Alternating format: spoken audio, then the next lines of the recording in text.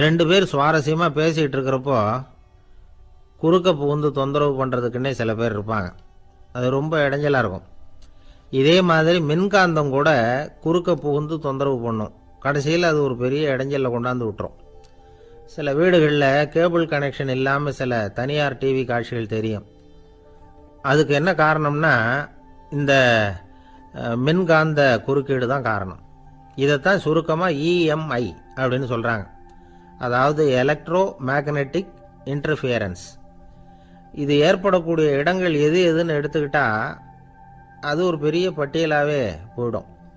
இந்த இஎம்ஐ தொந்தரவு கேபிள் டிவியில் மட்டும்தான் இல்லை, ராக்கெட் ஏவுதளத்தில் உள்ள ரேடார்கள், அங்கே உள்ள சில சக்தி வாய்ந்த தொலைத்தொடர்பு சாதனங்கள், விமான தளங்களில் உள்ள ரேடார்கள், கப்பல் தளங்களில் பொருத்தப்பட்டிருக்கக்கூடிய சக்தி வாய்ந்த ஆண்டனாக்கள், இப்படி நிறைய சொல்லலாம்.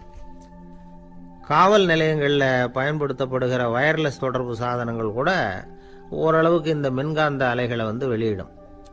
நம்ம வீட்டில் உட்காந்துக்கிட்டு ரேடியோ கேட்டுக்கிட்டு இருப்போம் அல்லது டிவி பார்த்துக்கிட்டு இருப்போம்.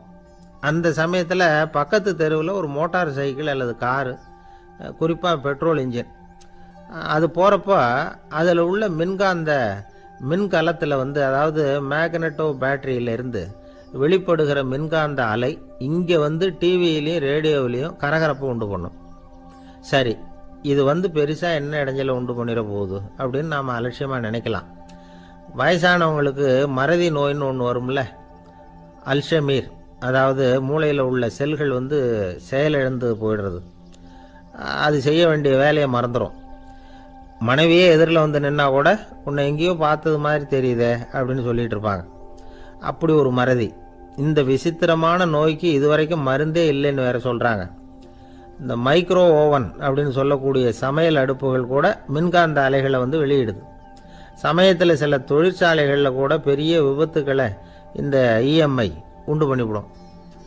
இதை பற்றி தீவிரமாக சிந்திக்க ஆரம்பித்ததே ஒரு விபத்துக்கு பிறகு தான். அமெரிக்காவுக்கும் வியட்நாமுக்கும் இடையில் போர் நடந்தது. அந்த சமயம் அமெரிக்காவுக்கு சொந்தமான விமானம் தாங்கி கப்பல் ஒன்று வியட்நாமை தாக்கிறதுக்கு தயாராக ஏவுகணைகளோட கடலில் நிறுத்தி வைக்கப்பட்டிருந்தது. தற்செயலாக அந்த பகுதியில் கப்பல் தொலைத்தொடர்பு பகுதிக்கு அருகில் ஊடுருவிய இந்த சக்தி வாய்ந்த ரேடியோ அலைகள் ஏவுகணையில் இருந்த மின்னணு சர்க்கியூட்டை பூர்த்தி செஞ்சு வச்சுட்டுது. அவ்வளவுதான், ஏவுகணை அங்கேயே வெடித்து சிதறி போச்சு. 130 பேர் அந்த இடத்துலையே உடல் கருகி செத்து போட்டாங்க. ஏகப்பட்ட பொருள்கள் நாசம். இந்த விபத்துக்கான காரணம் என்னங்கிறத உடனடியாக யாராலையும் கண்டுபிடிக்க முடியல. ரொம்பவும் கடுமையாக முயற்சி பண்ணி கடைசியாக கண்டுபிடிச்சாங்க.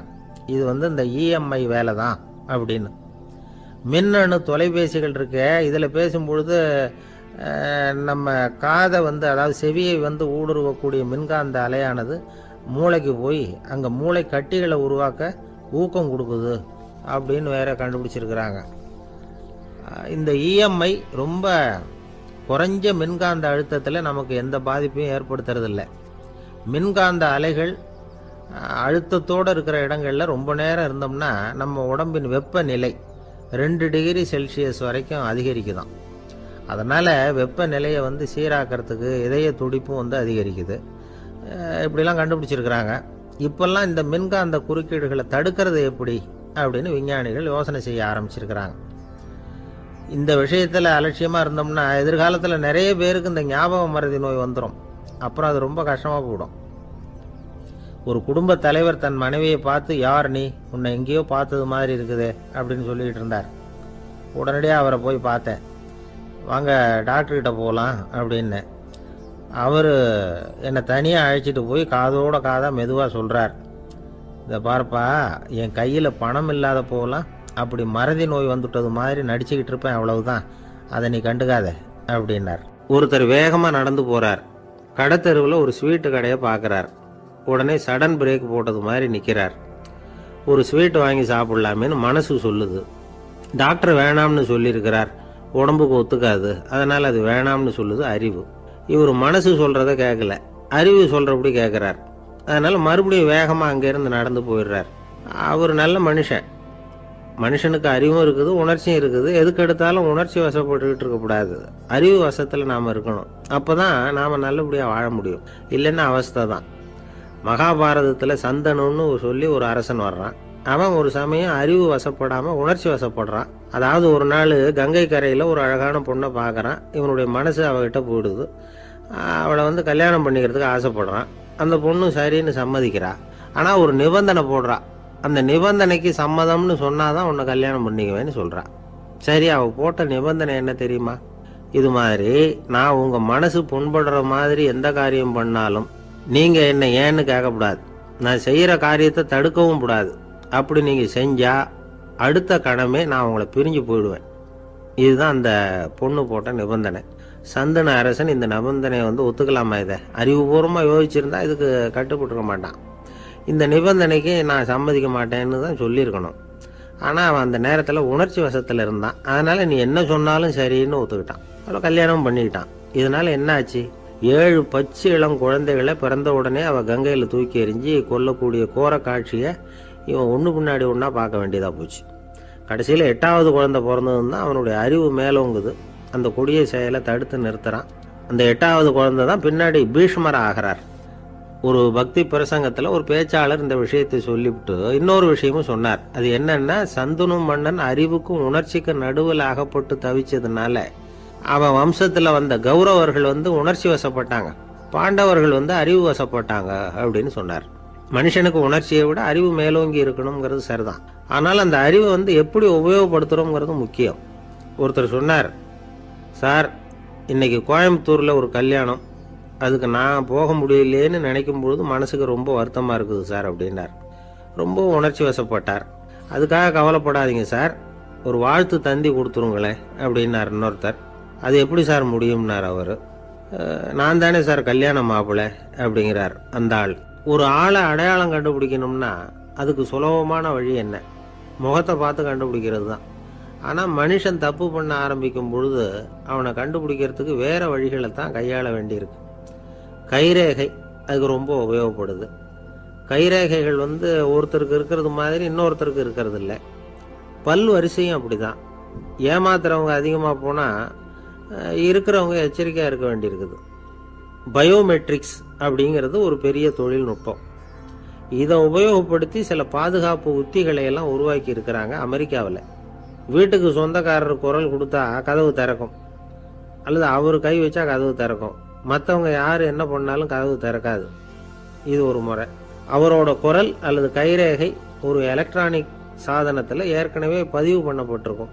இவர் குரல் கொடுக்குறப்போ அல்லது கையை வைக்கிறப்போ அதை ஒப்பிட்டு பார்த்து சரியாக இருந்தால் கதவு திறக்கிறது மாதிரி ஒரு ஏற்பாடு. இதே மாதிரி ஒருத்தரோட விழித்திரையில் உள்ள இரத்த குழாய் அமைப்பு பாருங்க, அது கூட ஒருத்தருக்கு இருக்கிறது மாதிரி இன்னொருத்தருக்கு இருக்கிறது இல்லை. அதனால் அதை வச்சு அடையாளம் கண்டுபிடிக்கக்கூடிய சாதனங்களும் இப்போ பழக்கத்துக்கு வந்தாச்சு. கைரேகையை ஒப்பிடுற சாதனத்தை விட விழித்திரை இரத்த குழாய் அமைப்பை அடையாளம் காணுற சாதனம் இருக்கு பாருங்க, இது ரொம்ப நுட்பமானது. இது நம்ப தகுந்தது. ஒரு ஆளை அடையாளம் கண்டுபிடிக்கிறதுக்கு இது எடுத்துக்கிற நேரம் 1 வினாடி தான். ஒரு கருவி இருக்கும், அதில் உள்ள ஒரு சிறு துளையில் கண்ணை வச்சு பார்க்கணும். உடனே இந்த சாதனம் குறைந்த சக்தி உள்ள இந்த அகசிவப்பு ஒளியை பாய்ச்சி அவரது விழித்திரையின் இரத்த குழாயை ஆராய்ச்சி பண்ணி ஏற்கனவே அதோட நினைவு பெட்டகத்தில் பதிவு பண்ணி வச்சிருக்கிறோமே அந்த அமைப்புகளோட இதை ஒப்பிட்டு பார்த்து சரியான ஆள் தானா இல்லையா அப்படின்னு அடையாளம் காட்டிவிடும். குரலை வச்சு அடையாளம் கண்டுபிடிக்கிறதும் இந்த பயோமெட்ரிக்ஸ் முறைகளில் ஒன்று. ஒரு நபரோட குரலை டிஜிட்டல் குறியீடுகளை மாற்றி பதிவு பண்ணிக்கிட்டு மீண்டும் அதே குரலை இனம் காணக்கூடிய சாதனங்கள் ஏற்கனவே அமெரிக்காவில எல்லாம் விற்பனைக்கு வந்தாச்சு. ஒரு ஆளுக்கு ஜலதோஷம் பிடிச்சிருந்தா கூட அந்த சாதனம் சரியாகவே கண்டுபிடிச்சிருமா. குரலை மாற்றி பேசுகிறவங்க கூட இந்த கருவியை ஏமாற்ற முடியாது. இதை ஆஸ்பத்திரிகள், வங்கிகளில் உள்ள இரும்பு பெட்டக காப்பறைகள் இங்கெல்லாம் உபயோகப்படுத்தலாம். குழந்தைகள் உள்ள இடங்களுக்கு இது ரொம்ப உபயோகப்படும். கதவு பூட்டிக்கிட்டுதுன்னு வச்சுக்கோங்க, கதவை திறக்கிறதுக்கு சாவி உபயோகப்படுத்த தெரியாத குழந்தைகள் குரல் எழுப்பிய கதவை திறந்துட முடியும். எதிர்காலத்தில் இந்த பயோமெட்ரிக்ஸ் முறை இன்னும் பல ஆச்சரியங்களை ஏற்படுத்தும் அப்படின்னு எதிர்பார்க்குறாங்க. ஸ்டியரிங்கை தொட்டதுமே காரு ஸ்டார்ட் ஆகிடும், சாவி வேண்டியதில்லை. காரு சொந்தக்காரரை தொட்டால் தான் ஸ்டார்ட் ஆகும், வேற யாராவது தொட்டால் ஸ்டார்ட் ஆகாது. ஒரு மனுஷனோட நடை, அவர் டைப்ரைட்டரை தொடுகிற விதம், இதையெல்லாம் வச்சு கூட ஆளை அடையாளம் காணக்கூடிய தொழில்நுட்பம் வரலாம். என்னதான் தொழில்நுட்பம் வளரட்டும், குடும்பத்துக்குள்ளே நடக்கிற திருட்டுகளை கண்டுபிடிக்கிறது ரொம்ப கஷ்டம். ஒரு வீட்டில் பெட்டியில் இருந்த பணம் காணாமல் போச்சு. வீட்டுக்காரரோ அல்லது பையனோ தான் எடுத்துருக்கணும். பெட்டியை திறந்து பார்த்தா அந்த வீட்டுக்காரம்மா, இதிலிருந்து பணத்தை எடுத்தது நிச்சயமாக என் வீட்டுக்காரரு தான் அப்படின்னு சொல்ல முடியல அவங்களால. யோசிச்சாங்க. என்னம்மா இப்படி யோசிக்கிறீங்களேன்னு கேட்டிருக்காங்க. நிச்சயமாக இந்த பணத்தை எடுத்தது என் வீட்டுக்காரர் இல்லை அப்படின்னு உறுதியாக சொல்லிவிட்டாங்க அந்த அம்மா. இது கேட்டவங்களுக்கு ரொம்ப ஆச்சரியமாக இருந்தது. அந்த வீட்டுக்காரருக்கு இது ரொம்ப பெருமையாக இருந்தது. அது எப்படி அவ்வளவு கரெக்டாக சொல்கிறீங்க அப்படின்னு கேட்டிருக்கிறாங்க. அப்போ அந்த அம்மா சொல்லிச்சான், பெட்டியில் இன்னும் கொஞ்சம் பணம் மிச்சம் இருக்குது, இவர் எடுத்திருந்தாருன்னா அப்படி மிச்சம் வச்சிருக்க மாட்டார், அதனால தான் அப்படி சொன்னேன் அப்படின்னாங்களாம். ஆந்திர நாட்டில் ஒரு அரசர் இருந்தார். அந்த அரசர்கிட்ட ஒரு அமைச்சர் இருந்தார். அந்த அமைச்சர் பேர் ராயண பாஸ்கர். அவர் ஒரு பெரிய அறிவாளி. அது மட்டும் இல்லை, மிகச்சிறந்த கொடையாளி. யார் எது கேட்டாலும் இல்லைன்னு சொல்ல மாட்டாராம். அதன் காரணமாகவே அவர்கிட்ட இருந்த செல்வம் நாளுக்கு நாள் குறைஞ்சிக்கிட்டே வந்துட்டு தான். கடைசியில் குடும்பத்துக்குன்னு எதுவும் வைக்காமலே அவர் போய் சேர்ந்துட்டார். மகனும் இறந்துட்டார். அந்த குடும்பத்தில் மிஞ்சி இருந்தது அவருடைய மருமகள், ஒரு பேரன், அவ்வளவுதான். இருந்த ஒரே சொத்து பழுதடைஞ்ச ஒரு வீடு. அந்த அம்மா மற்ற வீடுகளில் வேலை செஞ்சு தன்னுடைய பிள்ளைய படிக்க வச்சுக்கிட்டு வராங்க. அந்த புள்ள ஒரு பெரிய வள்ளலுடைய பேரன்கிறது அந்த பள்ளி வாத்தியார்களுக்கும் தெரியும். அதனால் அவங்களும் இவங்கிட்ட கொஞ்சம் அன்பாகவும் அக்கறையாகவும் பழகி பாடம் சொல்லி கொடுத்துக்கிட்டு இருக்கிறாங்க.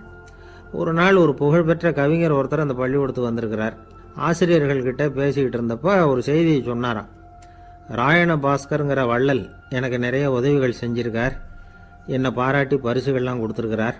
அந்த வள்ளல் வாழ்ந்த கிராமத்தை பார்க்கணுங்கிறதுக்காக தான் இப்போ இங்கே வந்திருக்கிறேன் அப்படின்னாராம். ஆசிரியர் உடனே இந்த பையனை கூப்பிட்டு, இதை பாருங்க, இவன் யார் தெரியுமா, நீங்கள் குறிப்பிடுகிற அந்த வள்ளலின் பேரன் அப்படின்னு அறிமுகப்படுத்தினாராம். கவிஞரின் கண்களில் ஆனந்த கண்ணீர். அந்த பரவச நிலையிலேயே அந்த வள்ளலை பற்றி கவி பாட ஆரம்பிச்சுட்டாராம். இந்த சின்ன பையன் அதை கேட்டிருக்கிறான். உடனே என்ன பண்ணான் தெரியுமோ, தன் கையில் அணிஞ்சிருந்த ஒரு பொன் வளையலை கழட்டி அந்த கவிஞருக்கு பரிசாக கொடுத்துட்டானான். எல்லாருக்கும் ஆச்சரியம். தாத்தா இருக்கும் நிலையில் கொடுத்தார், பேரன் இல்லாத நிலையிலையும் கொடுக்குறான். பையனை எல்லாரும் பாராட்டினாங்களாம். இருந்தாலும் அவனுக்குள்ள ஒரு பயம் எதுவும் ஆரம்பமாச்சு. பள்ளிக்கூடம் விட்டு வீட்டுக்கு வரும்பொழுது அந்த பயம் இன்னும் அதிகமாயிட்டுது. அம்மா என்ன சொல்லுவாங்களோ தெரியலையே, ஏதோ திடீர்னு தோணிச்சு வளையல கழட்டி கொடுக்கணும்னு கொடுத்துட்டோம். குடும்பம் இருக்கிற நிலையில் இப்படி நான் செஞ்சது தப்பா, வீட்டு செலவுக்கே அம்மா எவ்வளவு கஷ்டப்படுறாங்க, வீட்டுக்கு போனதும் என்ன நடக்குமோ தெரியலையே அப்படின்னு நினச்சி பயந்துக்கிட்டே அவன் வீட்டுக்குள்ளே அடி எடுத்து வைக்கிறான். அம்மா கூப்பிட்டு சாப்பாடு போட்டாங்க. அவங்க கண்ணில் படக்கூடாதுங்கிறதுக்காக ஒரு கையை பின்னாடி மறைச்சிக்கிட்டே இருந்தான். அம்மா இதை கவனிச்சிட்டாங்க. ஏய், உன் கையை ஏன் அப்படி வச்சிருக்கிற, உன் கைக்கு என்னாச்சு, ஏதாவது அடிபட்டு போச்சா அப்படின்னு கேட்டுக்கிட்டே கையை எடுத்து பார்க்குறாங்க. வளையல காணலை. வளையல் எங்கே அப்படின்னு கேட்குறாங்க. இவன் தயங்கிக்கிட்டே நடந்ததை சொல்கிறான். அது கேட்டதும் அந்த அம்மாவோட முகம் கோபத்தால் செவந்து போச்சான். முட்டாளே, என்ன காரியம் பண்ண அப்படின்னு கன்னத்தில் அரைஞ்சிட்டாங்களாம். அம்மா, என்னை அடிக்காத, ஏதோ தெரியாமல் தப்பு பண்ணிட்டேன் அப்படின்ட்டுருக்கான். மகனே, வளையலை கொடுத்ததுக்காக நான் உன்னை அடிக்கலை அப்படிங்க, பின்ன எதுக்கு அடித்தேன்னு கேட்டிருக்கான். உன் பாட்டனார் ஒரு பெரிய வள்ளல், அவர் எதையும் பாதி வேலையை செய்யறதில்ல, அவருடைய பேரை நீ அரைகுறை வேலை செஞ்சுட்டு வந்திருக்கிற அப்படின்னாங்களாம். என்னம்மா சொல்கிறேன்ருக்கான். நீ ஒரே ஒரு வளையலை மட்டும்தானே கழட்டி கொடுத்துருக்குற, கொடுக்கறதா இருந்தால் ரெண்டையும் சேர்த்துல கொடுத்துருக்கணும், அதுதானே உங்கள் தாத்தாவுக்கு பெருமை அப்படின்னாங்களாம். அம்மா, தெரியாமல் செஞ்சுட்டேன், உங்கள்கிட்டையும் அரை வாங்கிட்டேன் அப்படி இப்படின்னு அவன் சொல்லியிருக்கிறான். இப்போ அம்மா கொஞ்சம் இருங்க, அந்த கவிஞர் இன்னைக்கு நம்ம ஊரில் தான் தங்கியிருப்பார், நாளைக்கு காலையில் தான் அவர் எங்கே இருக்காருன்னு விசாரித்து இன்னொரு வளையலையும் கொடுத்துட்றேன் அப்படின்ட்டுருக்கான். மகனே, நல்ல செயல்களையெல்லாம் நாளைக்குன்னு ஒத்தி போடாத, நாளைக்கு என்ன நடக்குங்கிறது யாருக்கு தெரியும், இப்போவே போ, எங்கே இருக்காருன்னு பாரு அப்படின்ட்டுருக்காங்க. மகன் புறப்பட்டான். பள்ளி ஆசிரியர்கிட்ட போய் கேட்டானான் அந்த கவிஞர் எங்கே இருக்காருன்னு. அவர் சொன்னாராம். உடனே போய் அவர் இருக்கிற இடத்துல கதவை தட்டியிருக்கான். ராத்திரி நேரத்தில் இவனை கண்டதும் அவருக்கு ரொம்ப ஆச்சரியம். இவன் இன்னொரு கை வளையலையும் எடுத்து நீட்டியிருக்கான். அவர் திகைச்சு போய் நிற்கிறார். அவரால் என்ன பண்ணுறதுன்னே தெரியல. ஆனந்த கண்ணீர். இது பெரியவர்கள் கூற கேட்ட ஒரு வரலாறு. இன்னைக்கு இப்படிப்பட்டவங்களை பார்க்க முடியுமா? வறுமை வள்ளல் தன்மையை ஒன்றும் செய்து விடாதுங்கிறதுக்கு இது ஒரு உதாரணம். ஒருத்தன் இன்னொருத்தனை பார்த்து கேட்டானா, எங்கள் தாத்தா உங்கள் தாத்தாவுக்கு 100 ரூபா கடன் கொடுத்துருக்கிறார், அதை எப்போ திருப்பி கொடுக்க போகிறேன்னு. கவலைப்படாத, எங்கள் பேரன் அதை உங்கள் பேரன்ட்ட திருப்பி கொடுத்துருவான் அப்படின்னு நானான் அவன். ஒரு ஊரில் ஒரு மன்னர் இருந்தார். புத்தி கூர்மை உள்ள ஒரு மன்னர். பொதுவாக மன்னர்களுக்கு சந்தேகம் வந்தால் சபையில் உள்ள சான்றோர்கள்கிட்ட கேட்டு தெரிஞ்சுக்கிறது தானே வழக்கம். ஆனால் இங்கே அப்படி இல்லை. மற்றவங்களுக்கு சந்தேகம் வந்தால் மன்னர்கிட்ட கேட்டு தெரிஞ்சுக்குவாங்க. அது மாதிரி கேட்டு தெரிஞ்சுக்கிறதுக்காக ஒரு பெரியவர் ஒரு நாள் வந்தார். அவர் கையில் 3 பொம்மைகள் வச்சுருந்தார். 3 ஒரே மாதிரி பொம்மைகள், கொஞ்சம் கூட வித்தியாசம் தெரியல. ஏது இந்த பொம்மைன்னு கேட்டார் மன்னர். எனக்கு வேண்டியப்பட்ட ஒருத்தங்கிட்ட இருந்து இதை வாங்கிட்டு வந்திருக்கிறேன். நான் தான் அவன்கிட்ட இந்த பொம்மையை செஞ்சு கொடுக்கும்படியா கேட்டுக்கிட்டேன். அவன் ரொம்ப புத்திசாலி, அவன் தான் இதை செஞ்சு கொடுத்தான். ஆனால் அதில் ஒரு சிக்கல் அப்படின்னார். என்ன பிரச்சனைன்னு கேட்டிருக்காரு இவர். நான் அவன்கிட்ட கேட்டது 3 விதமான பொம்மைகளாக இருக்கணும்னு கேட்டேன். அவன் என்னடான்னா 3 ஒரே மாதிரியாக செஞ்சு கொடுத்துட்டான் அப்படின்னார். அவங்ககிட்டயே கேட்கறது தானே அப்படின்னு இருக்காரு இவர். கேட்டேன், அவன் என்ன சொல்கிறான்னா இது 3 ஒரே மாதிரி பொம்மை கிடையாது, 3 விதம், ஒன்றுக்கு ஒன்று வித்தியாசம் இருக்குது. இந்த 3 பொம்மையும் 3 விதமான நண்பர்களுக்கு உதாரணங்கள் அப்படின்னு சொல்கிறான். எனக்கு ஒன்றும் புரியல, அதுதான் உங்ககிட்ட வந்தேன் அப்படின்னார். சரி, அந்த பொம்மைகளை இப்படி கொடுங்கோ அப்படின்னு வாங்கினார் மன்னர். எடுத்துக்கிட்டு உள்ளே போனார். கொஞ்ச நேரம் கழித்து வெளியில் வந்தார். அதுக்கப்புறம் சொன்னார், இதை பாருப்பா, அவன் சொன்னது சரிதான், 3 விதம் தான். இது இருக்குதே முதல் பொம்மை, இது உத்தமமான நண்பனுக்கு உதாரணம். இந்த 2வது பொம்மை இது மத்தியமமான நண்பனுக்கு உதாரணம். அந்த 3வது பொம்மை இருக்குதே அது மோசமான நண்பனுக்கு உதாரணம். இதை செஞ்சவன் உண்மையிலேயே பெரிய அறிவாளி தான் அப்படின்னாராம். வந்தவருக்கு ஒன்றும் புரியல. பார்த்தா ஒன்றும் வித்தியாசம் தெரியலையே அப்படின்னு அவன் குழம்பி போய் நிற்கிறான். இப்போ அந்த மன்னர் விளக்கம் கொடுக்குறார். அந்த 3 பொம்மையையும் எடுத்து முன்னாடி வச்சார். ஒரு மெல்லிய கம்பியை கையில் எடுத்தார். அந்த முதல் பொம்மை காதில் விட்டார். கொஞ்ச தூரம் உள்ளே போய் அப்படியே நின்றுட்டுது அந்த கம்பி. அப்புறம் 2வது பொம்மை காதில் அந்த கம்பியை விட்டார். அந்த கம்பி என்னாச்சுன்னா அப்படியே அது வாய் வழியாக வெளில வந்தது. 3வது பொம்மை காதில் கம்பியை செலுத்தினார். அது நேராக இன்னொரு காது வழியாக வெளியில் வந்தது. இப்போ இந்த முதல் வகை இருக்குதே, அது மாதிரியான நண்பர்கள் எப்படி தெரியுமா? நம்ம கஷ்டத்தை அவங்கக்கிட்ட சொன்னால் பேசாமல் கேட்டுக்குவாங்க. வெளியில் அதை யாருக்கிட்டையும் சொல்லிகிட்டு இருக்க மாட்டாங்க. வெளியில் தெரியாமல் நமக்கு உதவி பண்ணுவாங்க. செஞ்சுட்டு அதை நான் தான் செஞ்சேன்னு சொல்லிகிட்டு இருக்க மாட்டாங்க. அதுதான் கம்பி ஒரு காது வழியாக போய் உள்ளேயே நின்றுட்டுது. 2வது பொம்மையில் கம்பி என்னாச்சு, ஒரு காது வழியாக போய் வாய் வழியாக வெளியில் வருது. இது மாதிரியான நண்பர்கள்கிட்ட நாம் கஷ்டத்தை சொன்னால் அதை அவங்க 4 பேர்கிட்ட போய் சொல்லி நமக்காக உதவி கேட்பாங்க. நமக்குன்னு கேட்டு வாங்கி அதை நம்மகிட்ட கொண்டுகிட்டு கொடுப்பாங்க. இவங்க மத்தியமமான நண்பர்கள். 3வது பொம்மையில் ஒரு காது வழியாக செலுத்துகிற கம்பி இன்னொரு காது வழியாக வெளியில் வந்துடுது. இது மாதிரியான நண்பர்கள்கிட்ட நம்ம கஷ்டத்தை சொன்னால் அவங்க காது கொடுத்து கேட்கறது மாதிரி நடிப்பாங்க. அப்படியே இன்னொரு காது வழியாக அதை வெளில விட்டுருவாங்க. அதை பற்றி கவலைப்பட மாட்டாங்க. இதுதான் இந்த பொம்மைகளுக்குள்ளே இருக்கிற வித்தியாசம் அப்படின்னு விளக்கம் கொடுத்தாராம் மன்னர். படிக்கிற பிள்ளைங்கள்லேயே இது மாதிரி 3 வகை உண்டு. சில பேர் காதால் வாங்கி மனசில் வச்சுக்குவான். சில பேர் காதால் வாங்கி பேனாவால் எழுதி விடுவான். சில பேர் ஒரு காதால் வாங்கி இன்னொரு காதால் வெளியில் விட்டுருவான். ஒரு பையன் வகுப்பில் ஆசிரியர் பாடம் நடத்தும் பொழுது தலையை வேகமாக ஆட்டி ஆட்டி கேட்பானான். ஏன்டா இப்படி தலையை இப்படி ஆட்டுற அப்படின்னு கேட்டிருக்கான் பக்கத்தில் இருந்தவன். தலையை ஆட்டினா தாண்டா ஒரு காது வழியாக உள்ளே போகிறது இன்னொரு காது வழியாக வெளியில் வேகமாக வெளில போகும் அப்படின்னானா அந்த பையன். எனக்கு வாழ்க்கையே வெறுத்து போச்சு சார் அப்படின்னு சொல்லிட்டு ஒருத்தர் வந்தார். கொஞ்ச நேரம் பேசினதுக்கப்புறம் அவர் அப்படி சொல்லியிருந்தா அதில் ஒரு அர்த்தம் இருந்திருக்கும். வர்றதுக்கு முன்னாடியே வாழ்க்கை வெறுத்து போச்சுன்னு சொல்லிட்டு வர்றார். என்ன சார் விஷயம்னு விசாரித்தோம். எங்கள் வீட்டில் தினம் 3 வேளையும் ஒரே மாதிரி சாப்பாடு சார், வித்தியாசமே கிடையாது. இப்படியே 3 மாதமாக சாப்பிட்டுக்கிட்டு இருக்கிறேன். அதை விட பட்டினி கிடந்து செத்துடலாம்னு தோணுது அப்படின்னார். ஒரு பெரியவர் சொன்ன தத்துவத்தை சொல்கிறதுக்கு ஆள் கிடைக்காம தவிச்சுக்கிட்டு இருந்தோம். இப்போ ஒருத்தர் கிடைச்சிட்டார், விட்டுலாமா? உடனே அவரை உட்கார வச்சு சொல்ல ஆரம்பிச்சிட்டோம். அதாவது நாம் அனுபவிக்கிற உணர்வுகளில் களிப்பு, மகிழ்வு, ஆனந்தம், இது 3க்கும் ஒன்றுக்கு ஒன்று வித்தியாசம் உண்டு. மேம்போக்காக பார்க்குறதுக்கு இது 3 ஒன்று மாதிரி தோணும். ஆனால் அது அப்படி இல்லை. களிப்புங்கிறது உடம்பை பொறுத்தது, மகிழ்வுங்கிறது மனசை பொறுத்தது, ஆனந்தம்ங்கிறது ஆன்மாவை பொறுத்தது. இப்படி இந்த 3 வகையான அந்த சுவைப்புகளின் தன்மையும் வேற வேற. இப்போ முதல்ல களிப்புங்கிறத எடுத்துக்குவோம். நம்ம புலன்களுக்கு களிப்பை தரக்கூடிய பொருள்களுக்கு சில விசேஷ குணம் உண்டு. அது எப்படின்னா, சீக்கிரமே சலிப்பை உண்டு பண்ணும். ஒருத்தர் அந்த பொருளை எடுத்துக்கிட்டா அது இன்னொருத்தருக்கு குறைஞ்சிரும். உணவு, உடை, இதெல்லாம் களிப்பை தரக்கூடிய பொருள்கள். இப்போ உதாரணத்துக்கு, ஒரு சாப்பாட்டு மேசையில் ஒரு பாத்திரத்தில் 10 இட்லி இருக்குது. அதில் ஒரு 2 இட்லியை நம்ம தட்டில் எடுத்து வச்சு சாப்பிட்றோம். நாம் சாப்பிட்ட அந்த இட்லி நிச்சயமாக எதிரில் உட்காந்துருக்கிறவருக்கு இல்லை, அவருக்கு உபயோகப்படாது.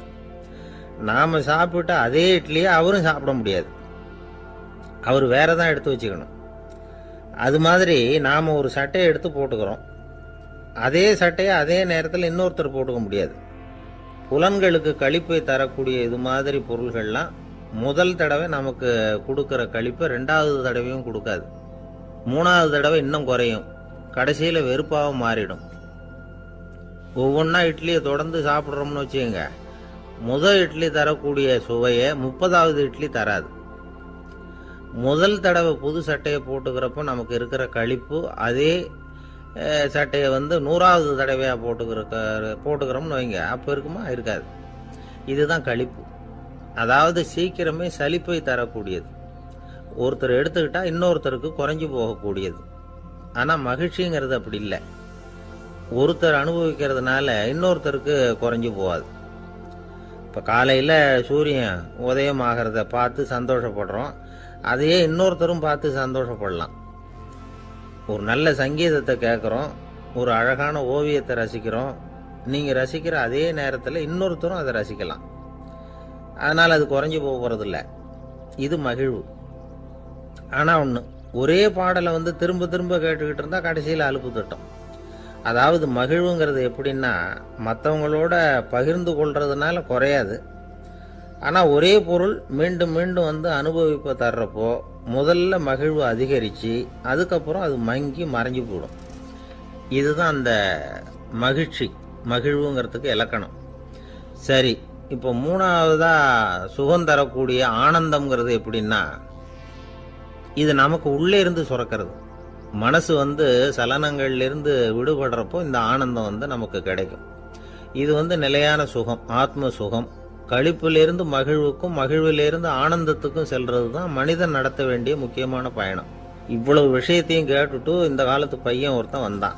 சார், இப்போ நீங்கள் ஒரு சாப்பாட்டு மேசையில் ஒரு 10 இட்லி வைக்கிறீங்க, என்ன உட்கார வைங்க, எதிரில் இன்னொருத்தனை உட்கார வைங்க, நான் களிப்பு மகிழ்வுலாம் தாண்டி நேரடியாக ஆனந்தத்துக்கு பயணம் பண்ணி காட்டுறேன் அப்படின்னா.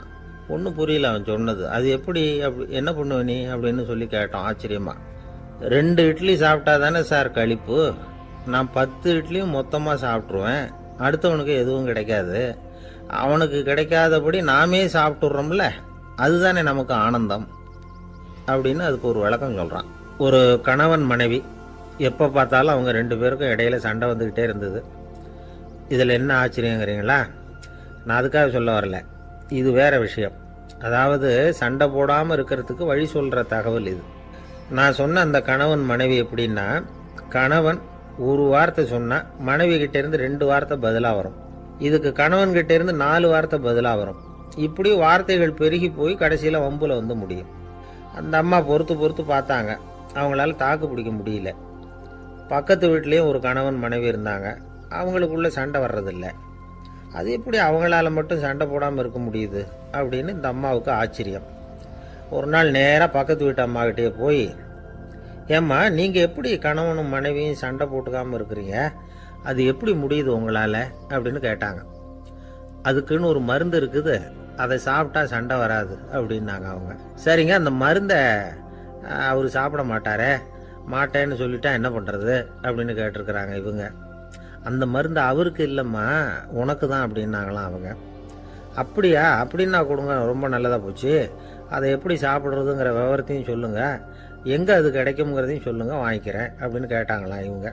வேறு எங்கேயும் போய் வாங்க வேண்டாம், என்கிட்டே இருக்க அந்த மருந்து, அதில் கொஞ்சம் தர்றேன், வாங்கி வச்சுக்க. உன் வீட்டுக்காரர் உன்னோட சண்டையை ஆரம்பிக்கிறப்போலாம் நீ இந்த மருந்தில் 1 ounce வாயில் ஊற்றிக்கணும், அதை உடனே குடிச்சிடக்கூடாது, ஒரு 5 நிமிஷமாவது அது வாயில் இருக்கணும், அதுக்கப்புறம் குடிச்சிடலாம் அப்படின்னு சொல்லி ஒரு பாட்டில் மருந்தை அந்த அம்மா கிட்ட கொடுத்து அனுப்புனாங்களாம். மருந்தை எடுத்துக்கிட்டு இந்த அம்மா வீட்டுக்கு வந்திருக்கிறாங்க. வீடு பூட்டி இருந்ததுனால கணவன் வாசல்லையே காத்துக்கிட்டு இருக்கிறான். மனைவியை கண்டதும் சண்டை போட ஆரம்பிச்சிட்டான். வீட்டை பூட்டிவிட்டு எங்கே போய் தொலைஞ்ச, எவ்வளவு நேரமாக ஒரு மனுஷன் வாசல்லையே காத்துட்டு கிடக்கிறது அப்படி இப்படின்னு கத்த ஆரம்பிச்சிட்டான். மனைவி இதுக்கு பதிலே சொல்லலை. அந்த அம்மா பேசாமல் வீட்டை திறந்தாங்க, சமையல் அறைக்குள்ளே போனாங்க. ஒரு அவுன்ஸ் மருந்தை வாயில் ஊற்றிக்கிட்டாங்க. அன்னைக்கு சண்டை மேற்கொண்டு வளரவே இல்லை, நின்றுட்டுது. மருந்து பரவாயில்லை. அதுக்கப்புறம் பல சந்தர்ப்பங்களில் சண்டை வரும் போல் இருக்கிறப்போலாம் இந்த மருந்து அதை நிறுத்தியிருக்கு. பிரமாதமான மருந்தாக இருக்குது இதை கொஞ்சம் அதிகமாகவே வாங்கி வீட்டில் வச்சுக்க வேண்டியது தான் அப்படின்னு முடிவு பண்ணிட்டு இந்த அம்மா மறுபடியும் பக்கத்து வீட்டு அம்மாக்கிட்ட போனாங்க. எவ்வளவு விலையானாலும் சரி, நான் காசு கொடுத்து வாங்கி வச்சுக்கிறேன், எந்த கடையில் இருக்குது இந்த மருந்து சொல்லுங்க அப்படின்னு கேட்டாங்க. இந்த மருந்துக்கு விலையே கிடையாதுங்க, இலவசமாகவே கிடைக்கும்னாங்களாம் அவங்க. அது எப்படி விலை இல்லாமல் இதை விற்க முடியுது அப்படின்னு கேட்டாங்களாம் இவங்க. அது மருந்தாக இருந்தால் தானே விலை வைக்கிறதுக்கு, அது வெறும் தண்ணி தானே அப்படின்னாங்களாம். வெறும் தண்ணியாக சண்டையை நிறுத்துது அப்படின்ட்டு இருக்காங்க இவங்க. அது சண்டையை நிறுத்தலை, உன்னோட மௌனம் தான் சண்டையை நிறுத்துது. நீ வாயில் தண்ணியை வச்சுக்கிறதுனால எதிர்த்து பேசுறதில்ல, அதனால் உன்னுடைய கணவர் கோபம் சாந்தமாயிடுது அப்படின்னாங்களாம் அவங்க. இந்த கதையிலேருந்து சண்டையை நிறுத்துகிற மருந்து எதுன்னு தெரிஞ்சுக்கிட்டோம் இல்லையா. ஒருத்தர் என்ன பண்ணார், பாட்டிலில் தண்ணியை ஊற்றி வச்சுக்கிட்டு அவர்கிட்ட வர்றவங்களுக்கெல்லாம் இதை சிபாரிசு பண்ணலாம்னு நினச்சிக்கிட்டு உட்காந்துருந்தார். ஒரு அம்மா வந்தாங்க. இதை கேட்டுவிட்டு இதையே ஒரு மருந்து மாதிரி கொடுக்கலாம்ங்கிறது அவர் முடிவு. அதனால் பாட்டிலில் தண்ணியை அடைச்சி வச்சுக்கிட்டு அதில் கலருக்காக என்னத்தையோ ஒரு ஜீரகம் அது மாதிரி எதையாவது கலந்து வச்சுக்கிட்டு ஒரு மருந்து மாதிரி ஒரு பாவனையில் வச்சுக்கிட்டு உட்காந்துருக்கார்.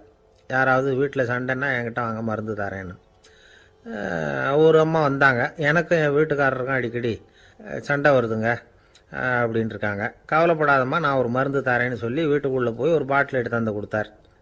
பாட்டிலில் இருக்கிறது என்னங்கிறத சொல்லிவிட்டு அது பேரில் மரியாதை வராது இல்லையா, அதனால் சொல்லலை. அந்த அம்மா வாங்கிட்டு போனாங்க. 4 நாள் கழித்து திரும்பி வந்தாங்க. என்னம்மா வீட்டில் சண்டை நின்று போச்சான்னு கேட்டிருக்காரு இவர். அங்கே நின்று போச்சுங்க, இப்போ உங்ககிட்ட ஆரம்பமாக போகுதுன்னாங்களாம். என்னம்மா அப்படின்ட்டுருக்காரு இவர் பயந்து போய். பின்ன என்னங்க, நீங்கள் என்ன மருந்து கொடுத்துருக்குறீங்க என்னங்க அப்படின்னாங்களாம் கோவமாக. அது வெறும் தண்ணி தானே அப்படின்ட்டுருக்காரு இவர். தண்ணியாக இது நல்லா பாருங்கள் அப்படின்னு அந்த பாட்டில் நீட்டினாங்களாம். இவர் வாங்கி பார்த்துருக்கார். அப்புறம் தான் விஷயம் புரியுது அவருக்கு. இவர் கை தவறுதலாக அவங்க வீட்டில் இருந்த மண்ணெண்ணெய் பாட்டில் எடுத்து அவர்கிட்ட கொடுத்துருக்குறாங்க. அப்புறம் என்ன ஆகும், சண்டை வராமல். வாங்க மாட்டேங்கிறான் சார் அப்படின்னு சொல்கிறது உண்டு. அது எப்படி காதில் வாங்கிக்காமல் இருக்க முடியும்? காதுங்கிறது எப்பவும் திறந்தே இருக்கக்கூடிய ஒன்று தானே.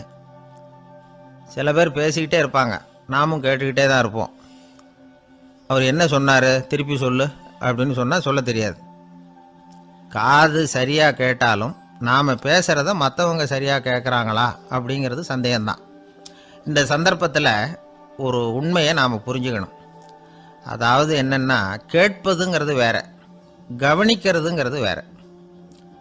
அதாவது கேட்கறதுன்னா அது ஹியரிங், கவனிக்கிறது அப்படின்னா அது லிசனிங். கேட்கறதுங்கிறது தன்னிச்சையாக நடக்கக்கூடிய ஒரு செயல். இப்போது ஒரு சாலையில் நடந்து போயிட்டுருக்குறோம். எவ்வளவோ சத்தம் நம்ம காதில் விழுந்துக்கிட்டு இருக்கு. கார் போகிற சத்தம் கேட்குது, பறவை ஒரு மரத்துலேருந்து கத்துது, அந்த சத்தம் கேட்குது. இப்படி நிறைய காதில் விழுந்துக்கிட்டு இருக்கு. ஆனால் கவனிக்கிறதுங்கிறது எப்படின்னா, நம்ம முழு மனசை செலுத்தி உன்னிப்பாக கேட்கறது. எத்தனையோ சத்தத்துக்கு நடுவில் தன்னுடைய குழந்தை அழற சத்தத்தை தாய் தெரிஞ்சிக்க முடியுது இல்லையா, அது மாதிரி. விவரம் தெரிஞ்சவங்கலாம் என்ன சொல்கிறாங்கன்னா, கவனித்தல் அதாவது லிசனிங் அப்படிங்கிற செயலில் 3 அம்சங்கள் இருக்கிறதாக சொல்கிறாங்க.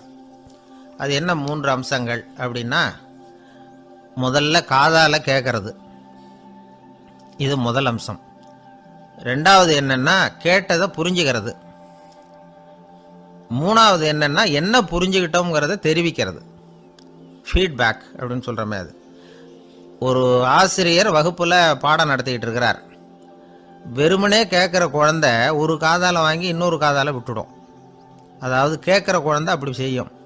ஆனால் கவனிக்கிற குழந்தை கேட்டதை புரிஞ்சுக்கும். என்ன புரிஞ்சுக்கிட்டேன்னு கேட்டால் பதில் சொல்லும். இதுதான் கேட்கறதுக்கும் கவனிக்கிறதுக்கும் உள்ள வித்தியாசம். ஒரு புள்ளி விவர கணக்கு என்ன சொல்லுது தெரியுமா? ஒரு மனிதன் எழுதுறது மூலமாக 6% அறிவை பெருக்கிக்கிறானா, எழுதுறது மூலமாக. படிக்கிறது மூலமாக 19% அறிவை பெருக்கிக்கிறானா, பேசுறது மூலமாக 30% அறிவை பெருக்கி கொள்ளுகிறான் அப்படின்னு சொல்கிறாங்க. ஆனால் பாருங்கள், கவனிக்கிறது மூலமாக 45% அறிவை பெருக்கி கொள்ளுகிறான் அப்படிங்கிறது புள்ளி விவரம். அதனால் கற்றலின் கேட்டல் நன்று அப்படின்னு சொல்கிறாங்க இல்லையா, அது இதுதான்.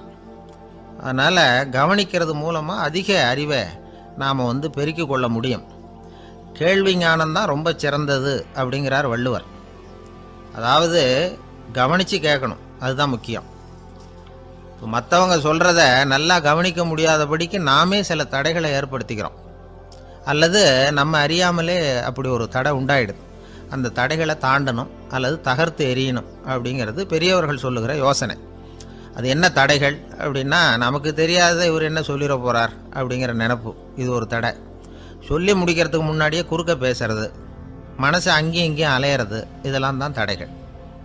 ஆசிரியர் பாடம் நடத்துகிறார் அப்படின்னா மாணவர்கள் அக்கறையாக கவனிக்கணும், அப்போ தான் பரீட்சையில் பாஸ் ஆக முடியும்.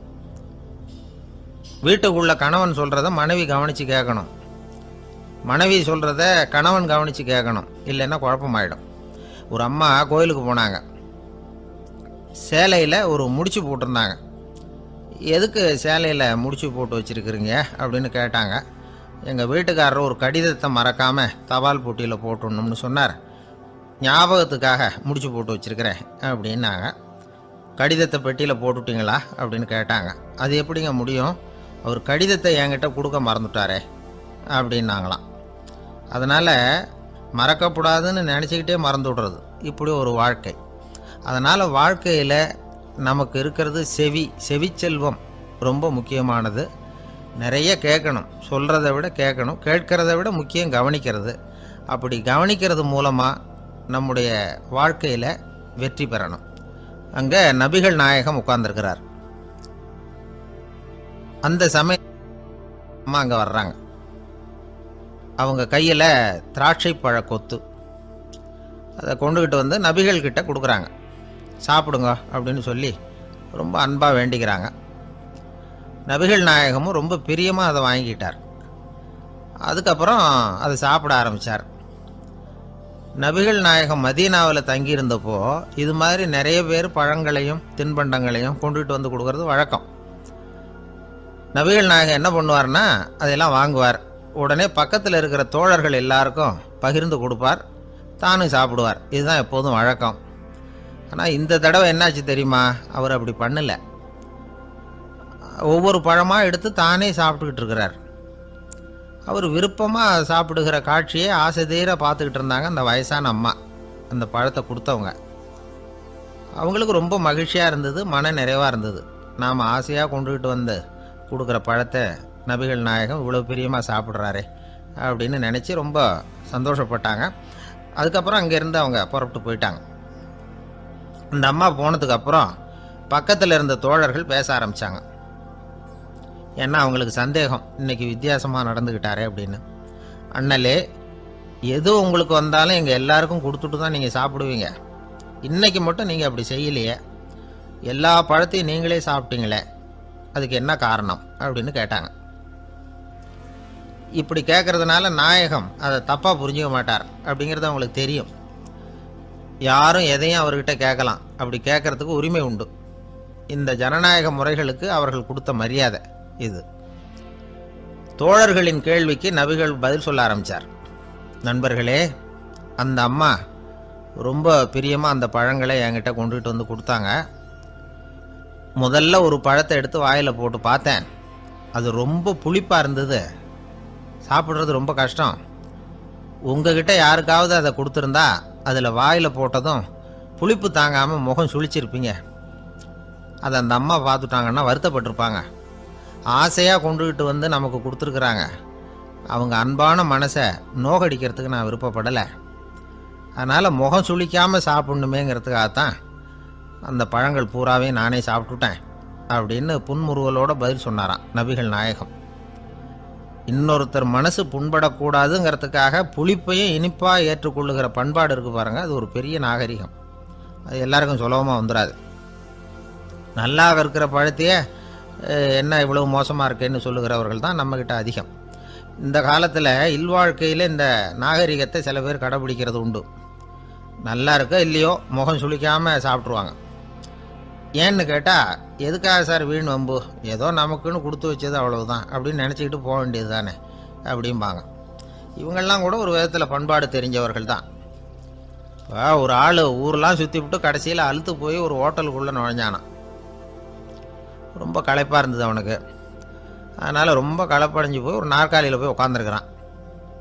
இவனை பார்த்ததும் சர்வர் ஓடி வந்தார். சார் உங்களுக்கு என்ன வேணும்னு கேட்டார். எனக்கு தேவை 2 தோசையும் கொஞ்சம் அன்பான வார்த்தைகளும் அப்படின்னா. சர்வர் உள்ளே போனார், 2 தோசையை கொண்டாந்து வச்சார். அன்பான வார்த்தை கேட்டனே அப்படின்னா இவன். சர்வர் ரொம்ப பணிவாக குனிஞ்சு இவன் காதோரமாக சொன்னார், ஐயா இந்த தோசையை சாப்பிட்றாதீங்க, புளிச்சு போன பழைய மாவு அப்படின்னார்.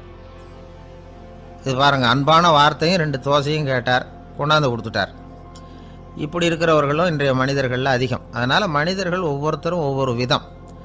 நம்மக்கிட்ட பிரியமாக நடந்துகிறவர்கள் மனம் கோணும்படி நாம் நடந்து கொள்ளக்கூடாது அப்படிங்கிறது தான் நபிகள் நாயகம் அவருடைய செயல் மூலமாக நமக்கு உணர்த்தி இருக்கிற வாழ்வியல் உண்மை. கழுதைய நண்பர்கள் எங்கே போனாலும் சேர்ந்தே போவாங்க வருவாங்க. அப்போது அந்த கழுதை கொஞ்சம் கவலையோடு பேச ஆரம்பிச்சுதான். அதோ பாரு, அங்கே ஒரு புதர் தெரியுது இல்லையா, இந்த புதருக்குள்ளே ஒரு சிங்கம் இருக்குது.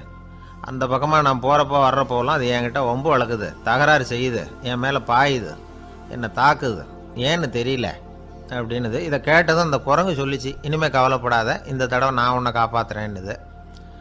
அதுக்கப்புறம் ஒரு நாள் அந்த குரங்கும் கழுதியும் அந்த புதர் பக்கமாக போய்கிட்டு இருந்தாங்க. எதிர்பார்த்தது மாதிரியே நடந்தது.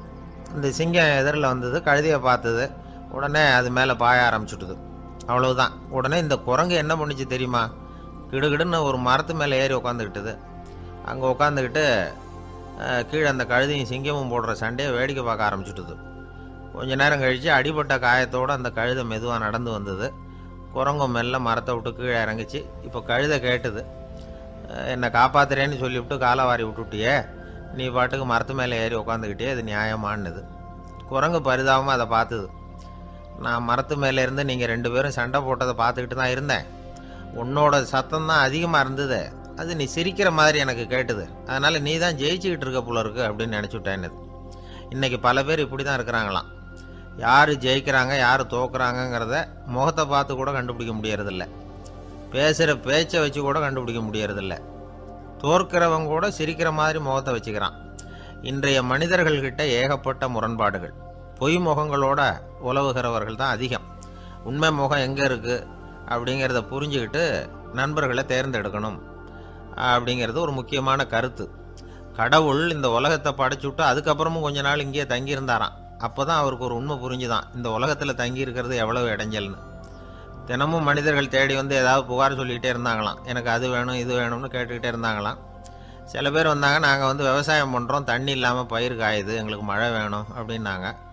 அவங்க போனதும் அதுக்கப்புறம் சில பேர் வந்தாங்க, நாங்கள் வந்து மண்பானை செய்கிறவங்க, நிறைய பானை செஞ்சு வச்சுருக்குறோம், மழை பெஞ்சால் எல்லாம் கரைஞ்சி வீணாக போயிடும், அதனால் இன்றைக்கி மழை பெய்யக்கூடாதுன்னாங்க.